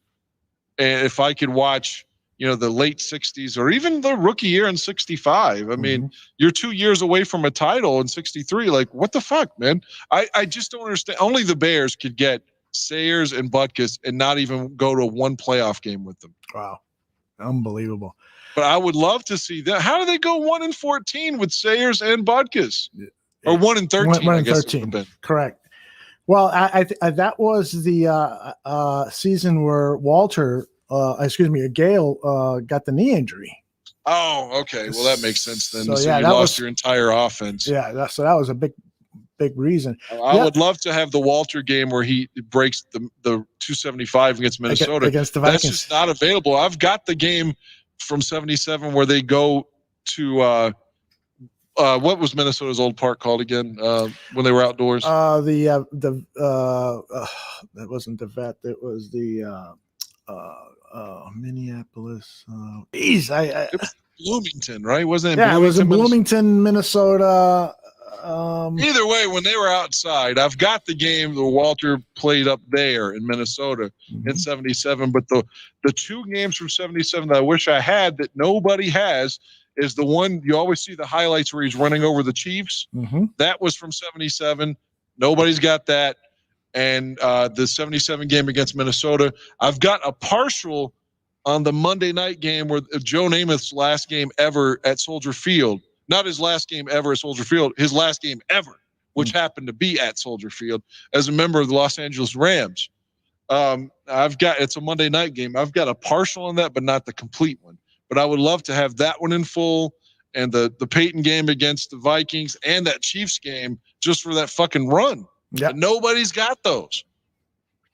The name of the stadium was the Metropolitan Stadium. Yeah, Metropolitan Stadium. I love Bud Grant. Yeah. You know, like no so heaters cool, and no heaters in the sideline. It was 10 below. He would have his players freezing. He was a tough son of a bitch, I'll tell you. Yeah. Hey, the game that I would love to see again, November 4th, 1973, against the Green Bay Packers. Bobby Douglas, I mentioned him before in this show. He ran for 4 touchdowns. The quarterback ran for 4 touchdowns in a 31-17 win. He and Billy Kilmer are the only quarterbacks in NFL history to rush for 4 touchdowns in a single game. I'm not sure if that record still exists between those two guys, but boy, oh boy. And I'm telling you again, we were talking about Dr. J and just the effortless way they played. Watching Bobby Douglas, not that he had that cool style, but he did look cool as a lefty in the all whites running for touchdowns. You know how John Madden would always talk about the dirt on the football and the dirt grass stains and stuff. That was Bobby Douglas, man. It was awesome. Yeah, I would like to. I've at least seen footage of Bobby Douglas from like those, and we talked about it so many times, like the game of the week highlights, things like that. That's the only footage I've seen of him. Because, like I said, prior to 77, it's almost impossible to get any regular season games except random, like Monday. Like I've got a game from 72, a Monday night game where Namath throws for 400 against the Raiders at the Coliseum. Like you can find random like Monday night games or primetime games, but to find that game you just said, I have no hope of getting that. Now, if it's 77 or later, chances are I can get, especially if it's from 1980 on, I can get anything. I got a guy I can get like any game basically from 80 on. But no, maybe 79 on. Cool. Yeah, but 77 and 78 are sporadic. But anything before that, it's like it just doesn't exist. Monica reminds us of the November 1980 game against Green Bay where Vince Evans went crazy in the 60. I've sent that game to you. You're talking about the 60, what was it, 61-0? 61-7. 61. So, yeah, I sent you that game. Yeah, I have it. I haven't watched that one you have yet. that for me. That's definitely Vince Evans' best game ever. Yeah, I've got to watch that because I am such a huge Vince Evans fan, too. Here was a guy who, movie star good looks, super athletic, threw the ball like, man, this guy had such a strong arm. Not quite as strong as Bobby Douglas, but he just had it all. And it looked like he was just on the cusp of becoming great. And then they draft Jim McMahon. It's like, what happened? I think he went to the USFL too, and that stunted his growth. That is true. And like he was pretty good as old with the Raiders. He was like the Raiders' third string backup. Right. But he would get onto the field. Not a lot, but I remember thinking he was pretty good for like, who is this guy? Like, of course, I didn't realize that he was a Bear until probably in the mid 90s when I started getting into the old, like being able to watch the old games and stuff.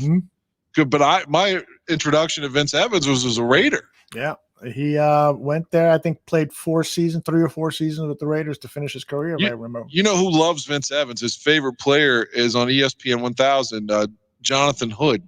Oh, really? I didn't know that. Yeah, Jay Hood, that was his favorite player as a kid. He's talked about it on air. Oh, how cool. Jay Hood, you're welcome to come on Dan and Aldo Bear Their Souls to talk about Vince Evans. All right, it is time for us to close shop. You've got business to take care of. I've got I've got to get some rest. It's been a long day. I got my vaccine today. Oh, yeah. That's the last thing I'll say then. I was going to tell you that just because you got the Pfizer one and I did too. Yeah. The first one, all I had was a little bit of pain in this injection spot for about 2 days. It kind of felt like someone had punched me in the arm. And then the second one, everybody else, well, I shouldn't say everybody, so many people I know talked about having flu-like symptoms, or like sick as like they actually had COVID from the second one. But I started to take Motrin 2 days before I knew I was getting the shot, just to get into my system. I got the second one on a Friday, so on Wednesday I took like 2 or 3 Motrins. On Thursday I took a couple, and so maybe that was it. But I didn't feel sick at all. I felt a little lethargic, like I didn't want to do shit. And it was weird. Like if I raised my arm up to put on deodorant, like it hurt in my armpit. Like it hurt in the pit for 2 days, which is again bizarre. But my friend John, who's a policeman, same thing. He said, "God damn, my armpit," you know. So 2 people I know that had the armpit thing. One being me, but that was it. That's all I had with the Pfizer was the sore arm and the armpit. And I kind of felt like I said with the second one, you know, it was a day like, I just want to lay around and watch TV. Like, I don't feel like doing anything physical, you know. But beyond that, like I said, it was okay. And you had Pfizer. That's exactly what I had. So who knows? You may end up, you know, feeling nothing and being like, Dan, I absolutely, or you could be sick. Who knows? But well, the next one is in 2 weeks, so I will. We may take that Monday off if I'm have flu-like symptoms. But this has been a blast, Dan. As always, I love doing this show with you, and I think everyone that's listening in, I think we're getting lots of thumbs up. So we've hit another one out of the park. I will see you back here next Monday, but I will be talking to you via text throughout the week. And if any huge news happens, really good and huge news, I will reach out to you, just like we did last week when the Andy Dalton thing happened and you were gracious enough to jump on. Yeah, that was cool. That was cool. I actually have one more thing for you. Sure. We're going. Sure. I bought that movie Fist. I haven't watched it yet. But I did buy it. I recall it very well. I think it was John Avildsen directed that, if I recall. He's the Rocky guy too, then, right? He's the Rocky guy and the Saturday Night Fever guy. So he had a nice string of hits there for a while. So I think you're going to enjoy the movie. I love the way that it was shot in kind of a sepia tone look. But let me know how you like that one. I will. All right, brother. Well, and thanks everyone for tuning in. This is Aldo Gandia for Dan Aguirre, and we'll talk to you soon.